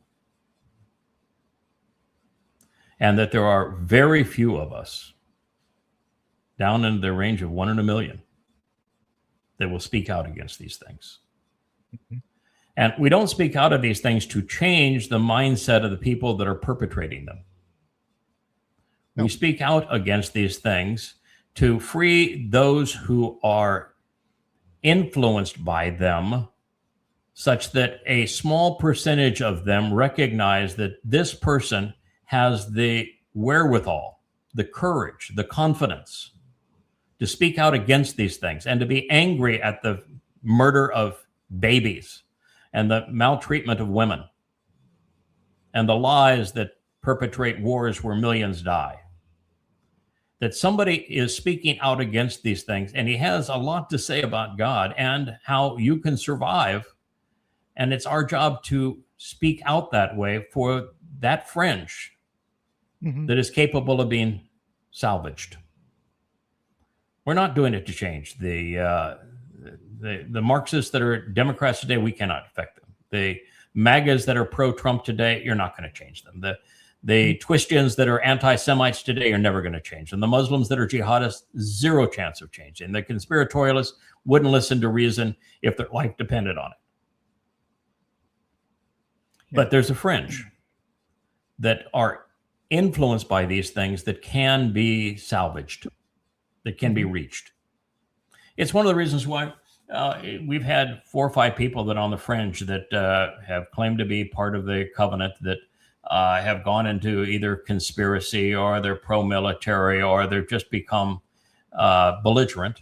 And I've just 86'd them to say, no, you're blocked. Goodbye. No, we have to be consistent. And our consistency must be that we do care, not because we can make a tangible difference in the world at this moment, but because God is relying on us to be able to prepare a team of people that can serve as those who are righteously indignant as to what they see that is wrong, but can be a moral bastion of what's right and guide that mortal remnant into the garden and beyond. And that in the end is not going to have a second's hesitation on eliminating those who have been promoting these kinds of horrid things. And that whose words, while 99.999% won't listen, and a huge percentage of those will rebel, which is even worse, that there is a tiny percentage, and we don't need much, that are going to listen. They're going to do what all you guys did. You heard me talk on the radio. You said, I've never heard anybody say anything like that before. There's aspects of what he's saying that absolutely resonates and true, and he's the only person saying them. I want to find out whether or not he's full of shit or if what he says actually checks out. And you spent the next 20 years of your life verifying that what I was saying is true. And I've been consistent ever since. And I'm absolutely on the warpath now. And we do this program specifically to expose and condemn the kind of people that are Marxists, that are promoting the murder of little children, and the Muslims that are promoting the abuse of women, and the Christians that are promoting their anti-Semitism, and pedophilia, and the MAGAs that are promoting Satan incarnate. Mm-hmm. And I'm not going to get through this by talking sweet to them. No. God's not. And I'm not trying to save them. I'm trying to save other people from them. Mm-hmm. You said, Kirk? Well, I said the pedophilia of the Christian world, of everywhere, but in particular there. All those shows that we did way back on Shatter and Mist when we attacked the Catholic Church, the big scandal and all. Yes. Every time we did it, I wanted to throw up before we started or afterwards or during. Yeah. And but I was really proud of you because in the middle of the show, I wrote some notes down. And if you'll give me the floor for just a couple minutes, maybe or less. I wrote down, this is amazing body of work I've noticed for now over 20 years. And in that you're able to not only declare things and prove it, then prove it even more. You're the most overproved. Yeah. How many more proofs how many footnotes do you want to go look up? And I'm 4,200 pages on Islam. Yeah. 800, 3,500 on Christianity. Okay, Yeah. so I put 10,000 nails in both coffins. But even more so, in like the Christianity thing, you did something I have never seen, and I've thought about since I moved to California in '73 or '4, whenever it was. I was interested in the Dead Sea Scrolls, and I was wondering when somebody was going to finally figure this out, because I knew then that this is the key. And I was looking the other day on our site, and I'm just reading every verse. There's the Dead Sea Scrolls, and there's the ones that corroborate this and that. And I'm just going, it just freaked me out. And I'm going, this is the greatest thing I've ever seen, because it's all there. Now, I'd already seen it, but sometimes it just hits you the second, third, fourth, fifth time. But you with logic and reason and your acumen to your abilities are just. And listen, I know you're my pal, and I would brag about you anyway. But this is a really good brag, because I think y'all will put it in my heart. I listen to y'all shows for you and Kevin, and I just go, wow, y'all are great together. And this thing that you prove in the books, I'm just so overwhelmed. And I know this only that tiny a group, because I've lost all of my family. I've lost 99% of any old friend I had. I don't expect to see them. I'm sad for them, but in a way. But if you don't see this and you can't logically come to that conclusion, my God, this is a gift of all the centuries, right here. And I'm overwhelmed. For a quarter century. Yeah. The same exact message for a quarter century, and have proven it every step of the way, and offered every finding free. There are a lot of numbskulls on social media and X, and this program, of course, is broadcast on social media throughout the many various channels, YouTube, X, Facebook, and many others, who are ranting about this, that, and the other thing. And not a single one of them has ever done any research. Yeah, that's it. Exactly. None. And they have no credibility. They've never done any research. We're just the opposite. When I speak about Islam, I have written the 5 most comprehensive books on the Islamic scriptures. No one has ever done what I have done on Islam, which is to reorder the Quran chronologically and set it into the context of Muhammad's life, and use the hadith to prove that Allah is not a god, Muhammad wasn't a prophet, and that it's a death cult. When I speak on Islam, I speak with authority. I know the religion better than any Yemen. I know the religion better than any Muslim in the world. No doubt. When I speak about Christianity, I know Christianity better than the Pope, and better than any Christian on this planet. And I have written absolute proof that the Christian New Testament is completely bogus and that Jesus never existed. And I can proudly say that I killed Jesus. That myth, I have destroyed it. And I didn't do it for giggles. I did it because I'm trying to save God's people from the death cults that want to destroy it, and from anti-Semitism. And I've also destroyed the credibility of Judaism. And I've been around the world, and I know Marxism exceedingly well, and I've destroyed its credibility too. And God wanted this done. We're not doing this for our entertainment. There is nothing to be gained personally by doing any of this. We're doing it because God wanted this done. This is what he asked to have done, because the truth was so buried underneath this pile of religious and political rubbish until we cleared the political and rubbish and religious rubbish out of the way, and the conspiratorial lies too. The truth couldn't be seen. You have to remove the lies before the truth can even be known, and then you have to go and present the truth. And then we did something no one had ever done before. I went to the oldest available manuscript. You mentioned the Dead Sea Scrolls. I corrected the Masoretic text for the Dead Sea Scrolls, removed all of the religious diacritical markings, all of which were bogus, and removed all of the religious translations, went to the actionable root of every word, and honed the craft of rendering that text, and built such a base of knowledge that, at this point, we can read something from Isaiah and I can say, this is what it means for us today. This is who he is talking about. This is what's going to happen. This is how it's going to happen. This is why it's important to you. And no one else in the history of this planet has ever been able to do that. Any one of those things, and we've done all 5 of them. And we've been consistent at it. And moral, and informed, and rational for a quarter century. And we've just begun. Yeah. Now, I happen to agree that this program, even though it currently has low viewership, is going to be the most important program in the world. When we're using the Yahowah broadcast network here in less than 4 years from now, and this is playing over our heads in Jerusalem above the Temple Mount, this is going to be the most important program in the world.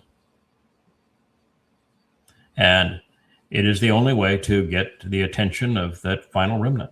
We have to do this. You read the Torah and the prophets, and one of the things that people don't recognize is that the number one subject in the Torah and prophets is not God explaining the nature of the Bereth covenant or the nature of the Moedim invitations to meet, or the nature of God himself. The number one subject is God's overall hatred for religion and politics and the consequence of those things, and what happens when people get full of themselves and they embrace them. When Jews say they're Torah observant, I laugh at them. Sure. Because if you observe the Torah, you wouldn't be religious. You would know that Jews were obnoxious in the Torah. In fact, there were no Jews in the Torah. There were children of Yisrael, and they were obnoxious. And you would know that in the prophets, it's one horrid, abysmal, reprehensible act after another. It is true that God chose Israel, but Israel has never chosen God. And we need to have a keen understanding of why God made the statement that when men became many, they became universally evil. And I regret having created them. What a statement. We need to understand why he made that statement. And I feel personal responsibility here because now I know my role and what I've done over the ages. And I know that I was the one who recommended the solution, which was those 8 souls above the Teba.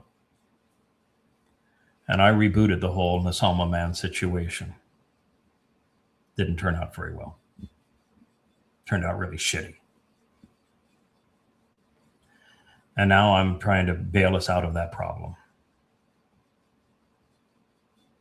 And so when I get angry, I'm angry for a reason. Yeah, I'm disappointed that my solution, which I did in, cooperation with God, so we're in it together. I don't get full blame. He doesn't get full blame. We've and in fact, you can't even say blame because it does turn out well in the end. But oh my God, 6,000 years of grief. Mm-hmm. But I want you to know just how fragile I see the next 7 years. There isn't anyone in Israel that gets it. No one. That's right. There's not. We aren't even close to 1 in a million people that get it. That are with Yahowah, that have removed themselves from I regret having created humanity. Not even 1 in a million. And we got to get close to that number. And I want you to know that the effort, the anger that is going to be needed to get from here to there is a lot. It's a lot.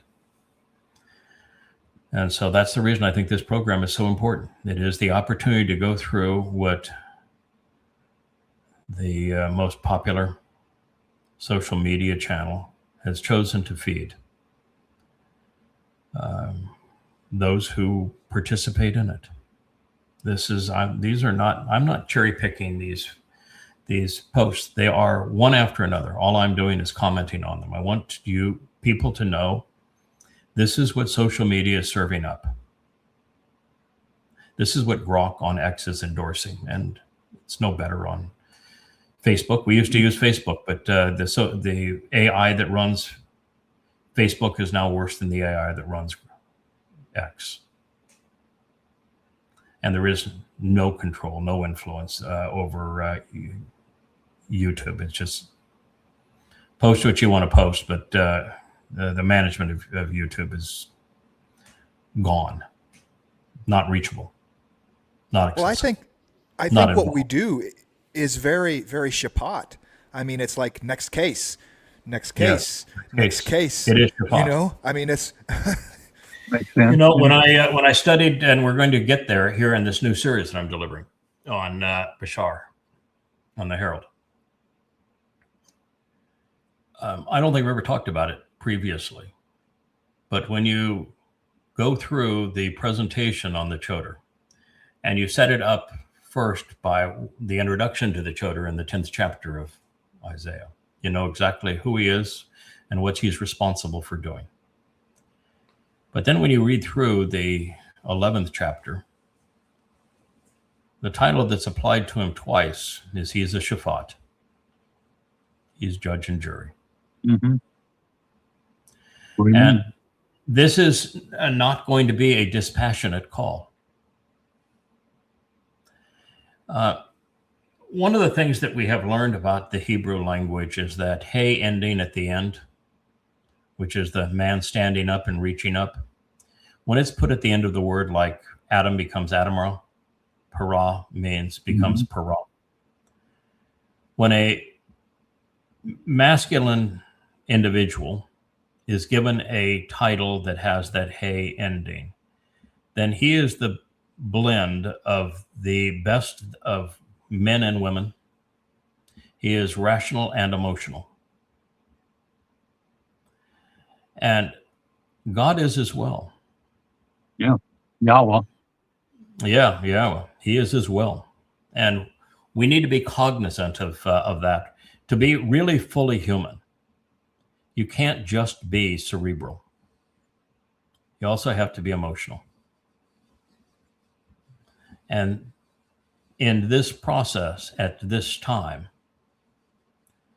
it's a lot of both. So then the Wah is well placed in his name, right? Because his Yes, it is. wow, I never saw Yeah, that. it is. Wow, Yeah, it cool. is. I mentioned something in a one of these programs a couple of days ago that somebody had issue with. I said that Esau was the rightful heir, and that Jacob circumvented that. Yeah. I said that Esau was his father's choice, which should infer that the father's choice as Dode in terms of our lives, that Esau was his father's choice. It was his mother's conniving manipulation of her husband, and Jacob playing along that stole the birthright. It was theft. Esau made a mistake in marrying Canaanite women, and God was displeased with that. Jacob did worse. He abused Leah.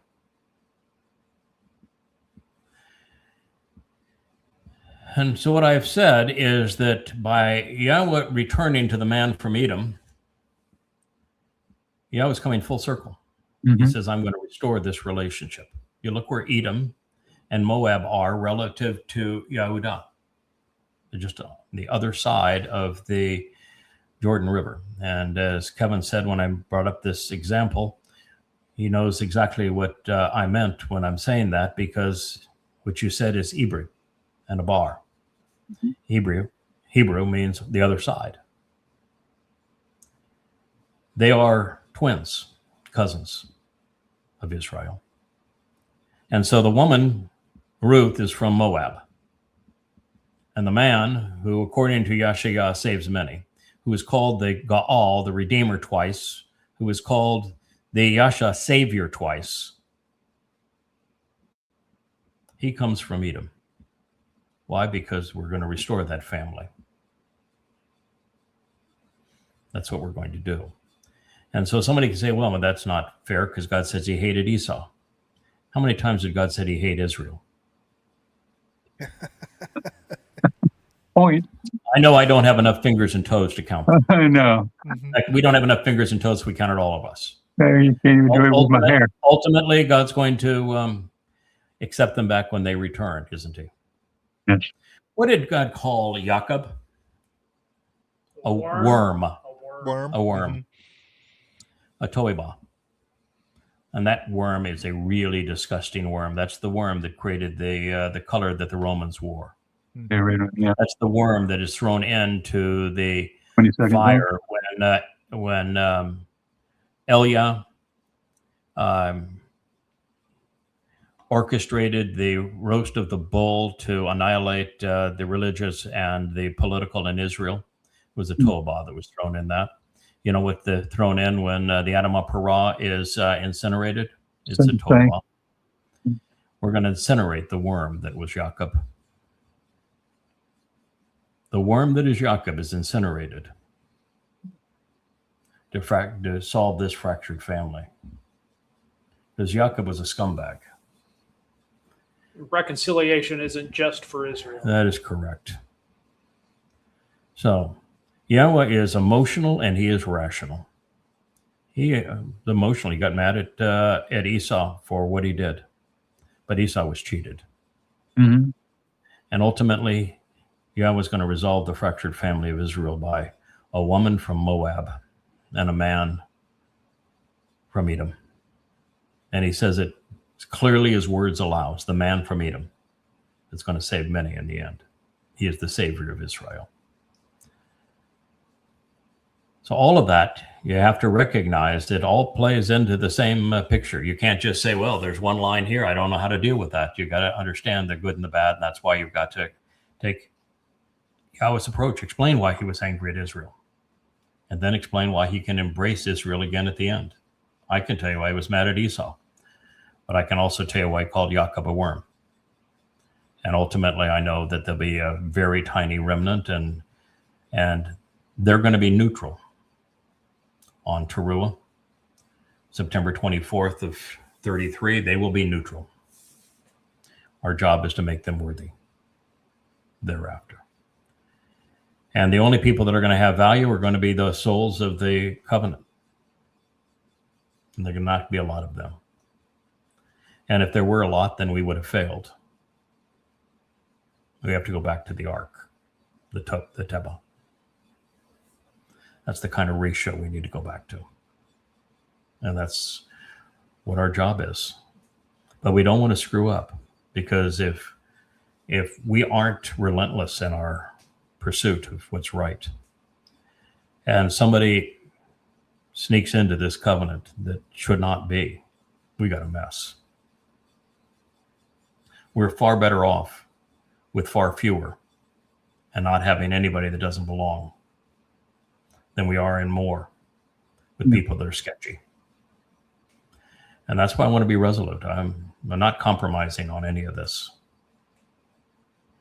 The world's in for a horrible, horrible ride these next 7 years. And we have a tremendous responsibility, and we're going to get it done. But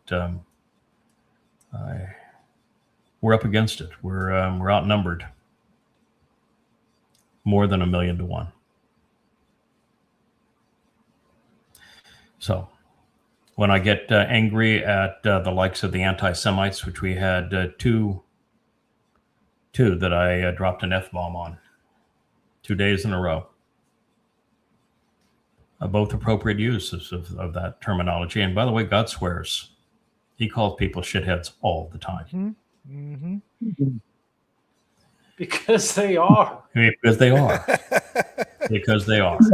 Really Well, wrong. the shoe fits, Yeah, right? so let's just be honest about our speech. There are times when it is an appropriate response. And we are going to be relentless against anti-Semites. Well, we're also relentless against the government of Israel because they're dead wrong. And Judaism because it's dead wrong. And Christianity and Islam and Marxism and conspiracy. We're going to attack them all.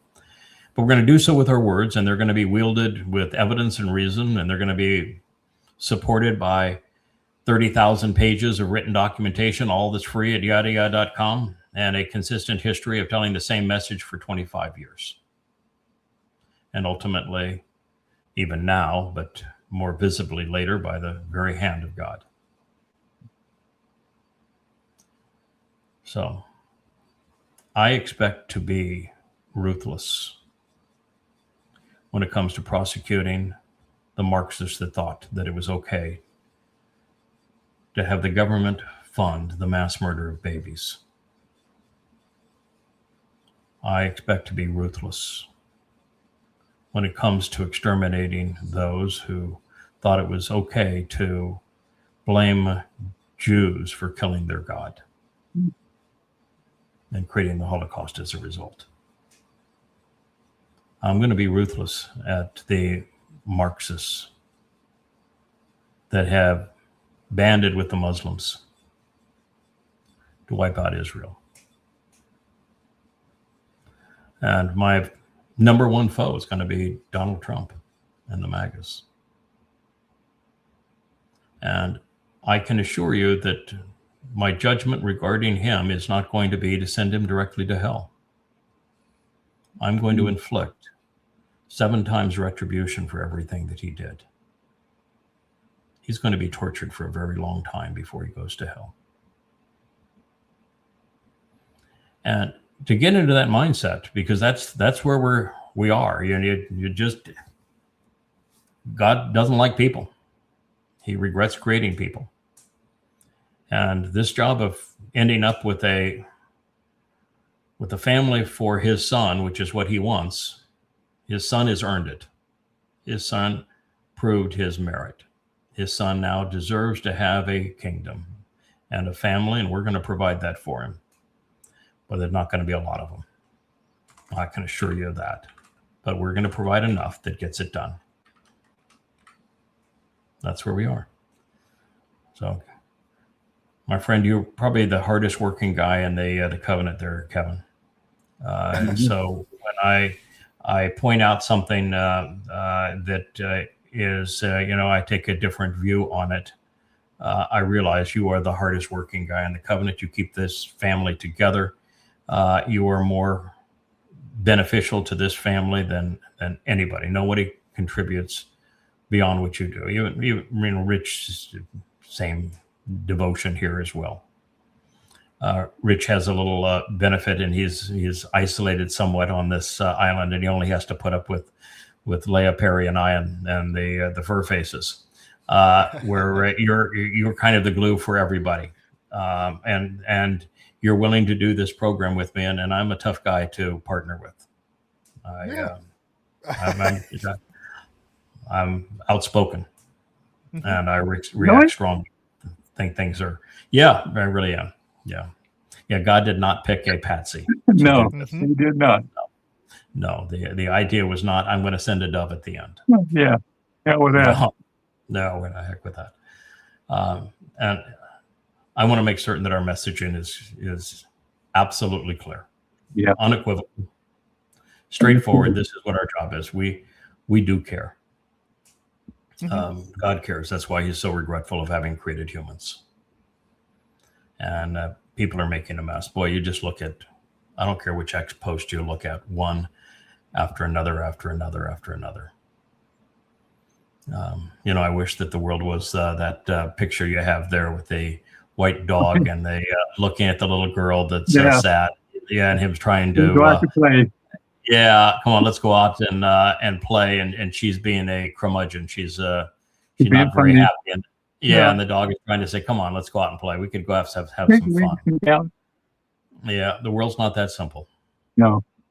And it's unwinding quickly. We're about to have economic collapse. We're about to have world war. We're going to have environmental collapse. Speaking of environment, by the way, it's going to be iffy here this next more than a week for us. We have storms that are lined up. Unusual now. We're actually rooting for them because we went through a dry period. And so the next one is supposed to come through here. It's supposed to be a mid-range tropical storm. That's the best of all situations for us. We're going to be on the north side of it. That's the best possible place for an island that's a little dry. And we're going to get some rain and some blustery conditions. And there's one following that one, and there's one following that one. And so we're going to have some stormy days, and we communicate here by satellite, and we generate most of our power with solar, but solar doesn't work when it's clouds in the sky. Cloudy. So, we may not get in every show over the next week or so. So if we don't, you'll understand that, that's what we're up against.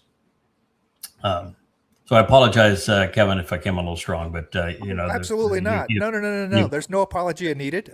We're all grown-ups here, right? This is what we do. We discuss. So it's Yes, we make important points, and I want it known that when it comes to abortion, that it's a very complicated issue, and everybody ought to be both pro-life and pro-choice, and that they ought to understand what the issues really are and speak honestly about it, particularly as you go into the third trimester. And at that point, there is no justification. It's murder.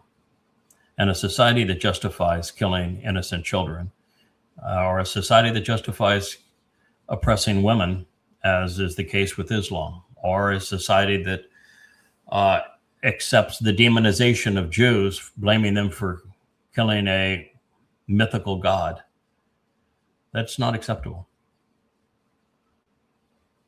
And it's not just oh, shame on you, you shouldn't do that. I really wish you wouldn't do that. No, I hate you for doing that. Mm-hmm. And I understand that emotion can empower and debilitate. And so what you were talking about, Kevin, is the fact that you once suffered from an addiction. And with an addiction, too much emotion can trigger a bad result. I've been around a number of addictions. I think I have an addictive personality. The reason I, never did cigarettes, alcohol, or tobacco. I want to be a pilot. I want to be a shipboat captain. Or any drug is because I had hobbies that precluded being able to. You can't do those things if you like to fly airplanes or have boats or run public companies. They frown on you for doing that kind of stuff. But also, I just thought that trying to resolve those cravings might be too much to overcome if I have an addictive personality. So the easiest thing was just not to get hooked on them.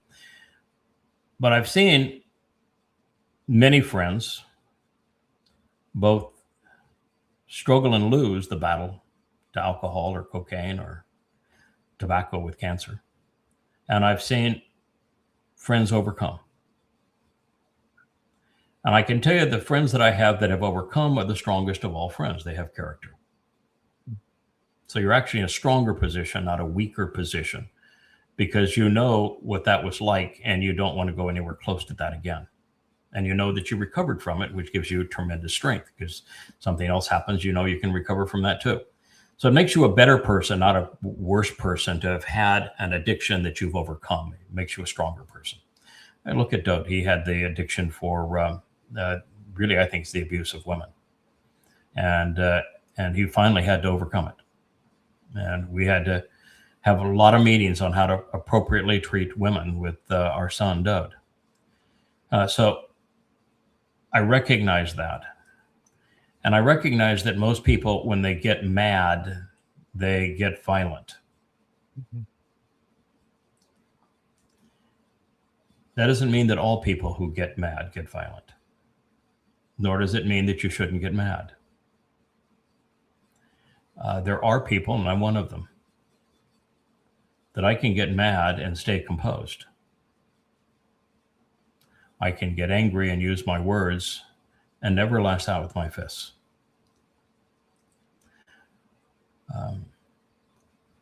And I don't know fear, so I'll never duck. I'll never back away from a fight, ever.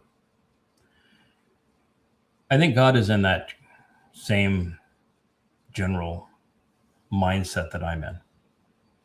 That being angry is an adjunct to him being in control. He doesn't lose control when he's angry. He's more in control of himself. I'm not talking about control of others by being angry, which you're talking about. You lose control of yourself. Mm-hmm. The angrier I get, the more control I have of myself. The more every fiber of my body is focused on what is the job that we need to get done here and how we're going to get it done. I think God's very much the same way. Now, that's not for everybody. You know, we have different rules in this family. You've got to have a unifier, somebody that can bring everybody together, that can work with everybody, and that people are comfortable going to. And I ain't that guy. But you are. Kirk is. Kirk is that guy. Yeah. Everybody loves Kirk. Everybody loves Kirk. And and you're that guy, Kevin. And you got to have that guy. So when I express myself, it's not to say you should be any different. You are exactly what this covenant family needs you to be. Mm-hmm. Yep. But I'm also who the covenant family needs me to be. Oh, absolutely. Yeah, you look back to the sons of Korah, right? I mean, that wasn't an impulsive thing. From a human standpoint, it seems like an impulse. Oh, well, God was just angry and just dump them in a pit, right? No, that's not what happened. No. You know, is it, folks, this stuff isn't tolerated. You know? Yeah, the stuff isn't tolerated. What he did with the making of the golden calf, what he did at the rebellion against Moshe, what he did with the liars who were the spies going into the promised land. Mm-hmm. No, what he did when he said, you know, you don't deserve to have the house of God to Israel and let the Babylonians come in and destroy it. Mm-hmm. You don't deserve to live in this land. He step aside and let the Romans come in and haul them out. You don't deserve this. God was in perfect control of himself. Mm-hmm. He knew what he was doing. He explained what he was doing, told us the consequence of it, why it was necessary. Well, tough love. And Israel is not going to be responsive to olive branches. No. Too much ego. Too much belligerence. They're just not. Mm-hmm.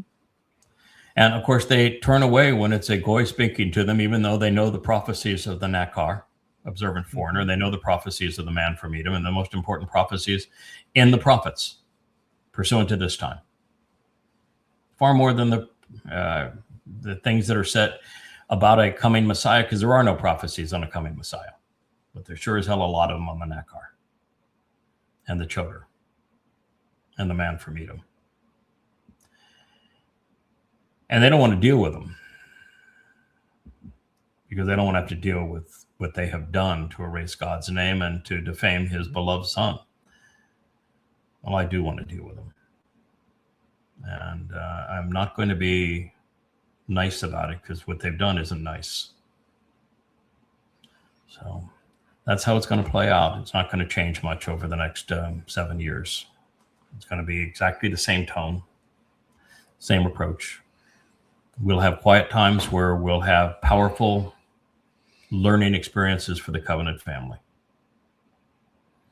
And we'll have loud exchanges to demean everything that's going wrong in the world. I think it's the best we can do. Oh, well, thank you.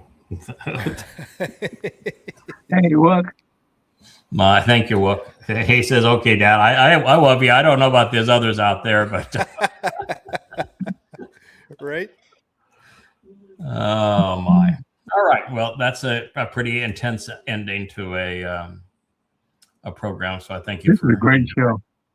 and doing that. Thank you, my friend Kirk, for Glad to be here. being a part of this. But we've been together for 20 years and almost as long with Kevin and with Kirk. I did have a chance to listen to Perry's narrative last night, and he's been around for about 18, 19 years, going back a long time. Man still on a quest to find the first fallacy. If we ever find the fallacy, we know he's out of here. So. He's gone. Yeah. Packing up my beast and going home.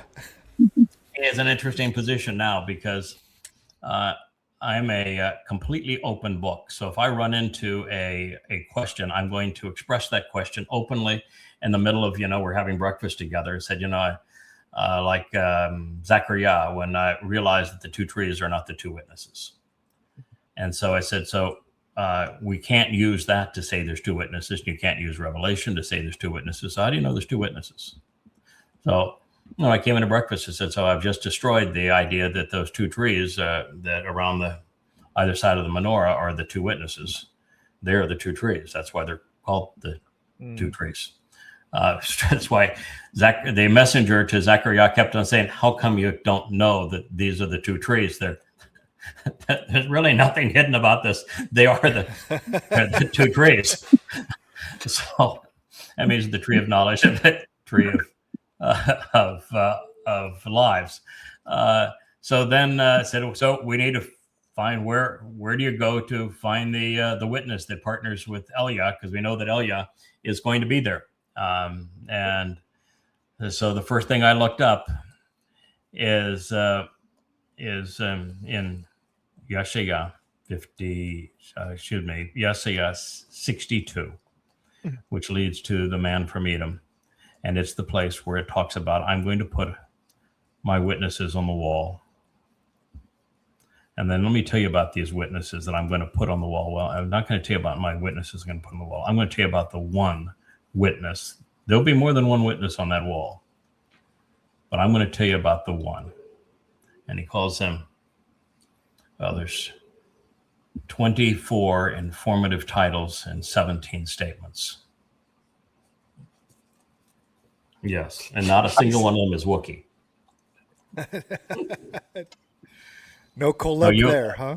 Yeah, boy, I'll tell you what, you'll be amazed by what is revealed there. And we'll have a ball as we go through that material, because it really is interesting stuff. But, to be a guy like Perry and be here and see it just go on every day at the intensity of it. Rich is just like, your eyes just, to wake up every day. And there's going to be something extraordinary that we're going to learn today, and be something extraordinary tomorrow. And all it's going to do is reinforce the whole picture. And it'll just be another layer and another layer of what is already a beautiful metaphor and a wonderful story well told. And we're running out of time. We are. Well, we are and we're not. We're running out of time.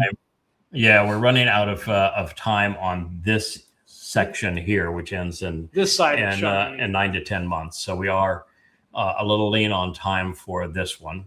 But then we come back well invigorated and well supported, and we have 3.5 years, 1,250 days, which we now know are day and night over that period of time. But fortunately, it is a team. It's specifically stated twice that there are the companions and the compatriots of this witness in the end, and that they team up together. And they're the lovers of Yahowah that work in cooperation with this man. And their instruction is from Yahowah, don't ever let him stop.